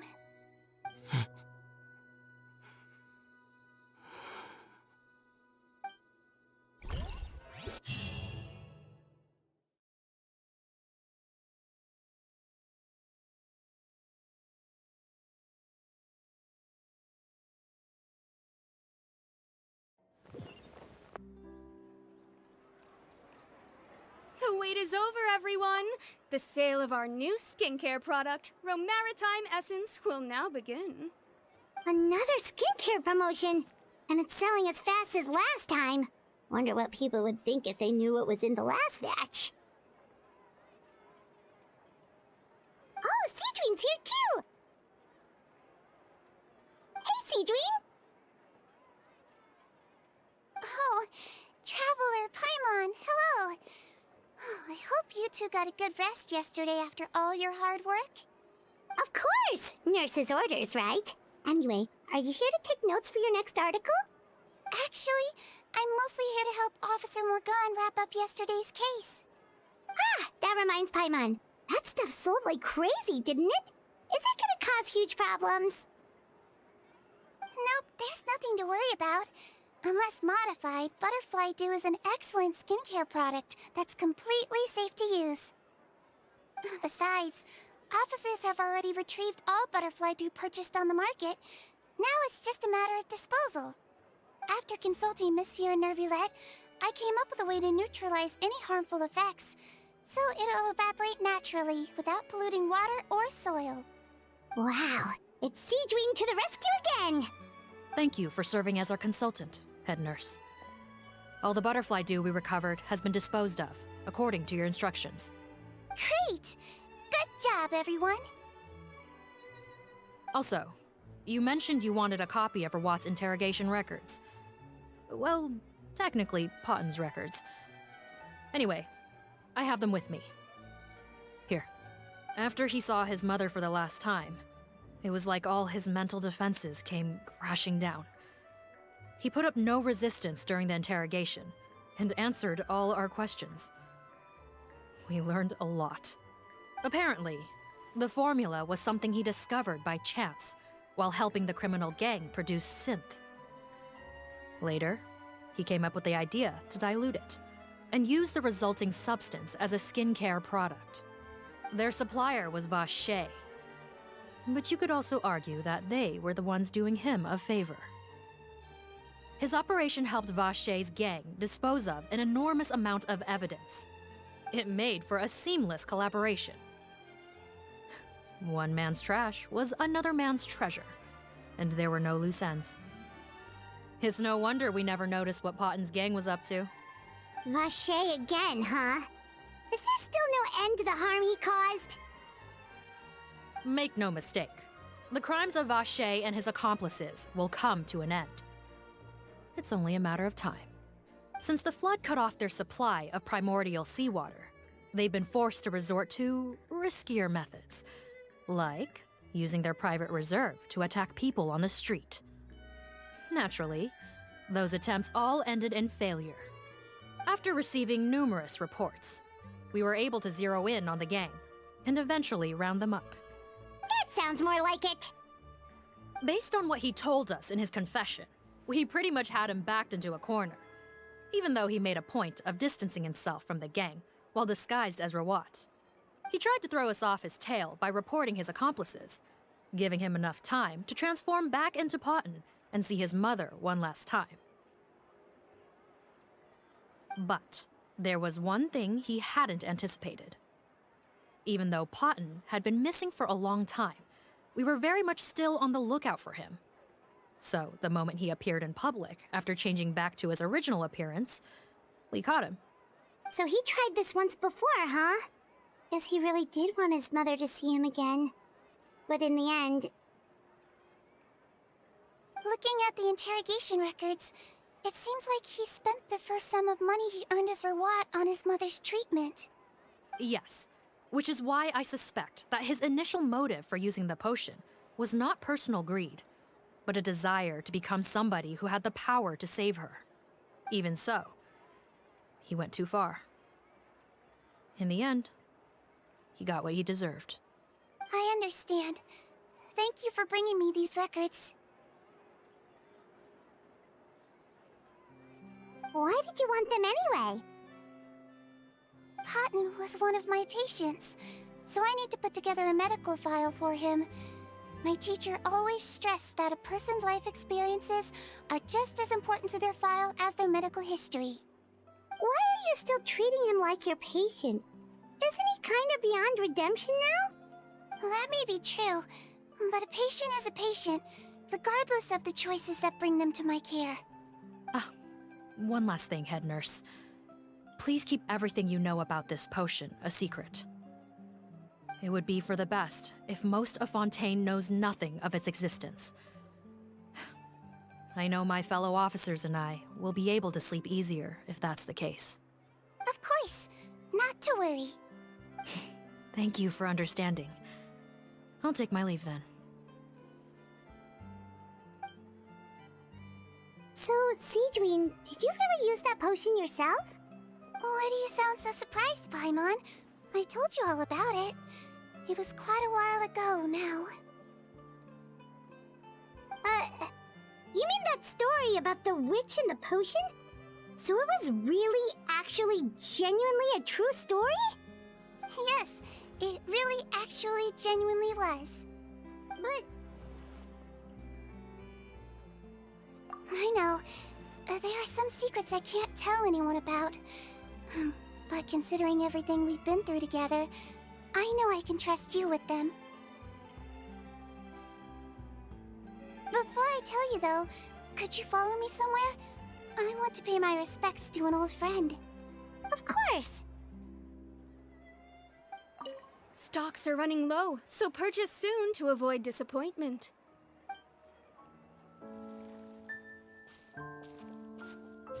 Oh, Nervalet and Risley, they're here too! Good to see you, traveler. Pаймон. I trust all has been going well for you? Big news, everyone. The Udex is out of his office on important business. Is that genuinely something people would consider big news? Why wouldn't they? Important business is a big deal. Ah, yes, you're quite right. When someone you care about requires emotional support, being there for them at the right time and place is of the utmost importance. After reading the Maréchal Phantom's reports, I had a feeling a trip here might be in order. Take note. That, my friends, is how Monsieur Nervalet shows that he cares. We're both here for the same purpose, actually, to accompany Sijwin as she pays her respects to her late teacher. So the old friend she mentioned was her teacher then? The witch? Oh, sorry. Paimon didn't mean to be rude. It's only because Sijwin calls her that all the time, so... I doubt she considers that title to be offensive, Pаймон. Don't worry. Indeed. In fact, I believe Sijwin would take it as a sign of affection. She has spoken of this doctor on many occasions, and it sounds like she was a truly generous individual. In those days, many people harbored prejudices against Melusines. She was the only teacher willing to take Sijwin on as a student. Wow. It's really nice of you two to be here for Sijwin. Guess you guys really look out for your younger colleagues, huh? Younger colleague? Well, that might be true for the Udex, but I'm not sure I can say the same. Sijwin served a sentence in the fortress of Meropid hundreds of years ago, and after she did her time, she decided to stick around. She's been an integral part of our administration ever since. Strictly speaking, the head nurse has been around longer than most people in the fortress, myself included. Pretty sure that makes me the younger colleague. She served a sentence? Yes. Long before I became Udex, there was an ancient law in Fontaine that prohibited any attempt to transform another species into a human.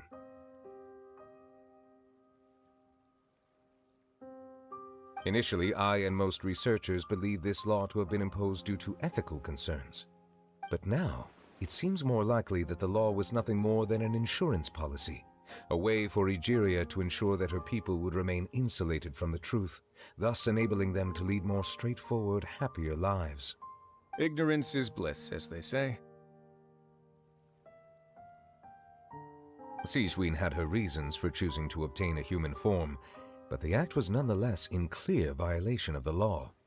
Could you tell us a little bit more about what happened back then? Certainly. Sijwin does not object to her close friends learning about her history. In fact, I first learned of it myself because she confessed the truth to me of her own volition.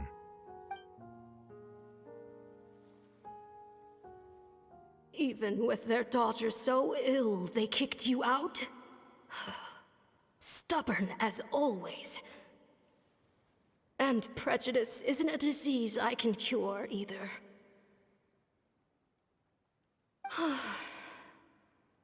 Shame that I don't have the energy to get over there. You're laughable, you old witch.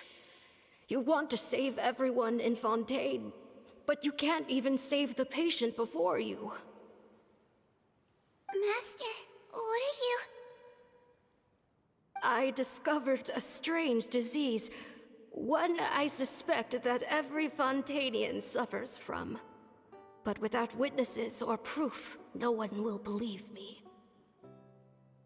I had no choice but to experiment on myself to find a cure, but I hit a wall.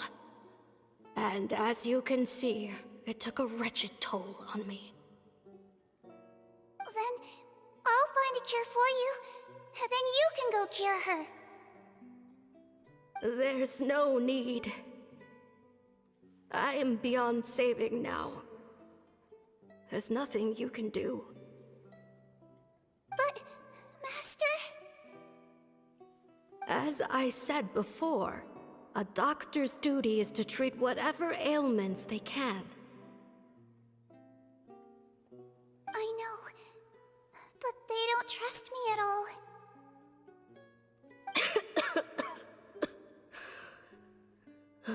That girl. She's your first ever patient, isn't she? Tell me, what cost are you willing to bear to see her cured? I'll do whatever it takes. Even if it means breaking the law and being punished for it? As long as I don't hurt anyone. Yes.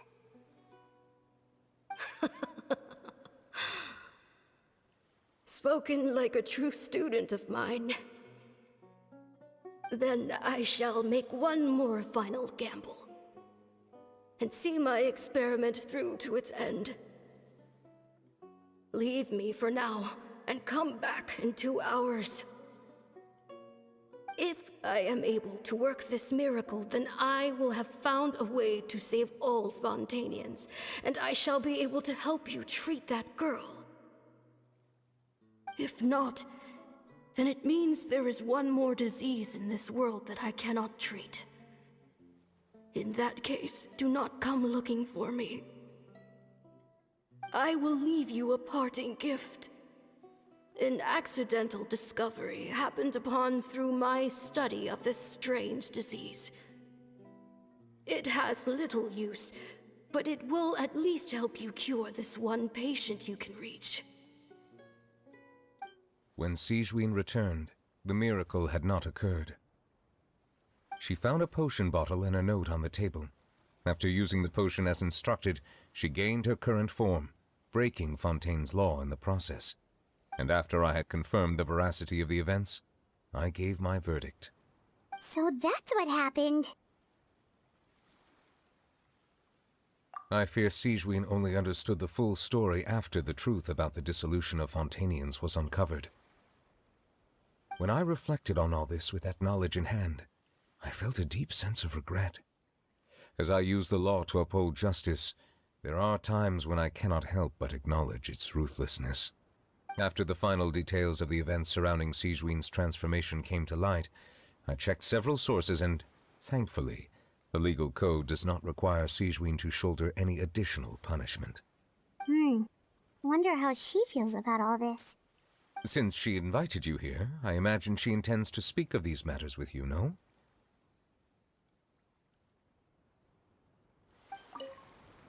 On behalf of the Maréchaussée Phantom, I would like to once again thank the Fortress of Meropid for your assistance in the response to yesterday's prison break. Our head nurse and the traveler in Pаймon did most of the heavy lifting, I would say. Sijwin seems to be in good spirits. I trust work hasn't been too hard on her lately? Well, she might be the only permanent medical staff in the fortress, but there's plenty of people with medical knowledge willing to help her out. I am most relieved to hear it.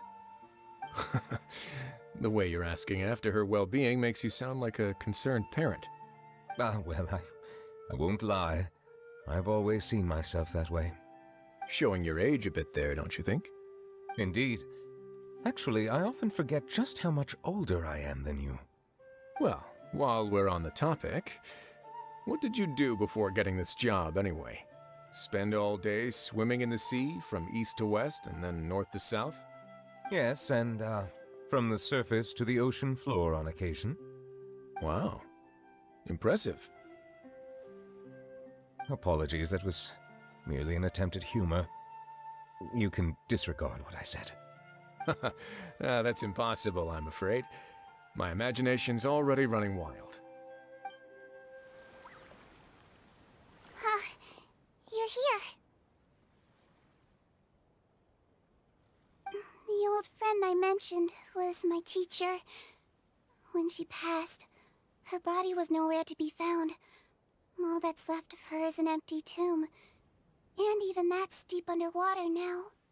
Sijwin, the witch who gave you the magic potion, she was your teacher, wasn't she? Sounds like Monsieur Nereida filled you in. After learning the truth, it must have been hard to process, huh? Well, to be honest, after I realized what really happened that night, my first thought was that it kind of made sense.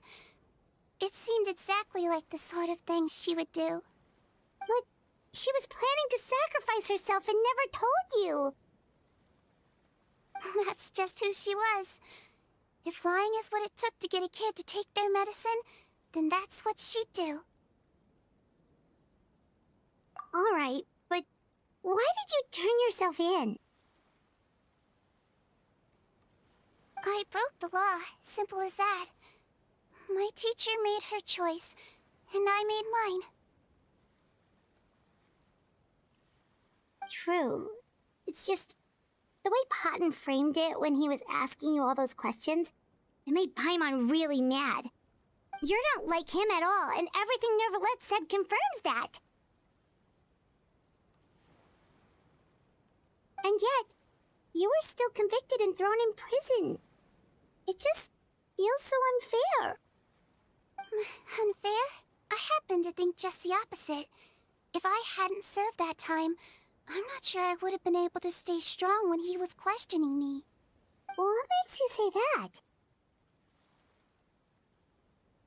I knew you'd be curious. Let me tell you a story.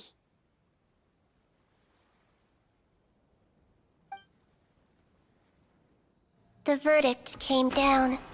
This Melusine is guilty. The Iudex defended the authority of Fontaine law, but he did not confiscate the Melusine's medical kit. And so, the Fortress of Meropid gained a new little doctor. She still wore her hood and raincoat, even though it never rained in the fortress. Perhaps thanks to her human appearance, no one refused her treatment. She treated more and more patients, and her sentence grew ever shorter. Finally, the people of the fortress could not live without her, and though her sentence ended, she did not leave them either. Then one day, she received an invitation from the outside world. The location seemed familiar, and when she arrived, an old lady was waiting for her. She saw right through the Melazine's disguise, but didn't reveal it. Instead, she asked a question. Tell me, why do you think you gained the respect of so many people, despite being a Melazine? Because I look like a human? It's been 50 years, Sijwin, and you haven't aged a day. I think everyone knows you are not human. I finally found you, after all these years. I still remember, you know. It was you who saved me that night. But how? I was no longer a Melazine by then. Does it really matter if you're human or Melazine? I remember the warmth of your palm. It's quite unmistakable. And you know what? It hasn't changed one bit. You don't have to hide anymore, Sijwin. These days, everyone wants to make friends with Melazines. And I think that it's all because of you. I'm sorry I couldn't say this until now, but thank you, Dr. Melazine. Now that's an ending Paimon can get behind.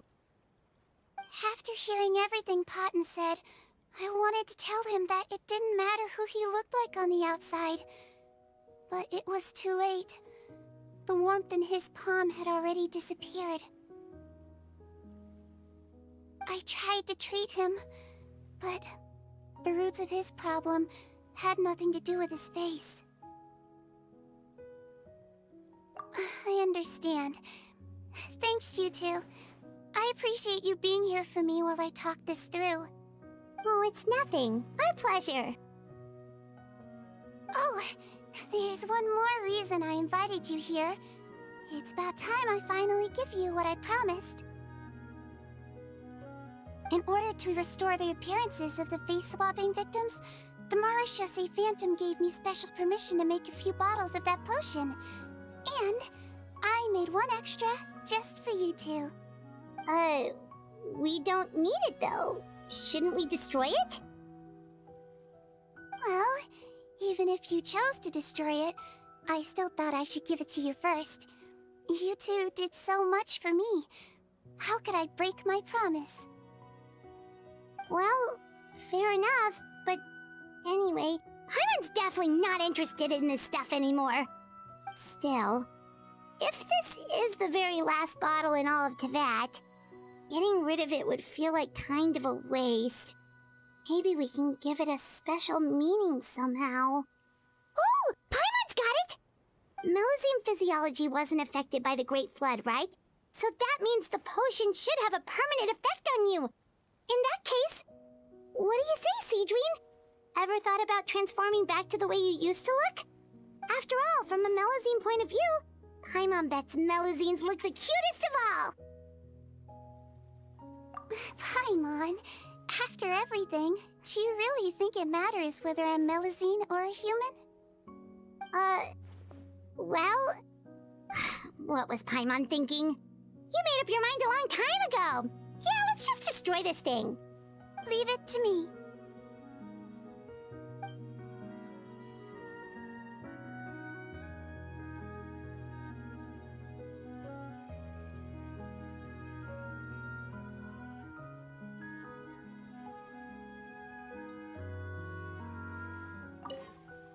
I'd like to stay here with my teacher for a little longer.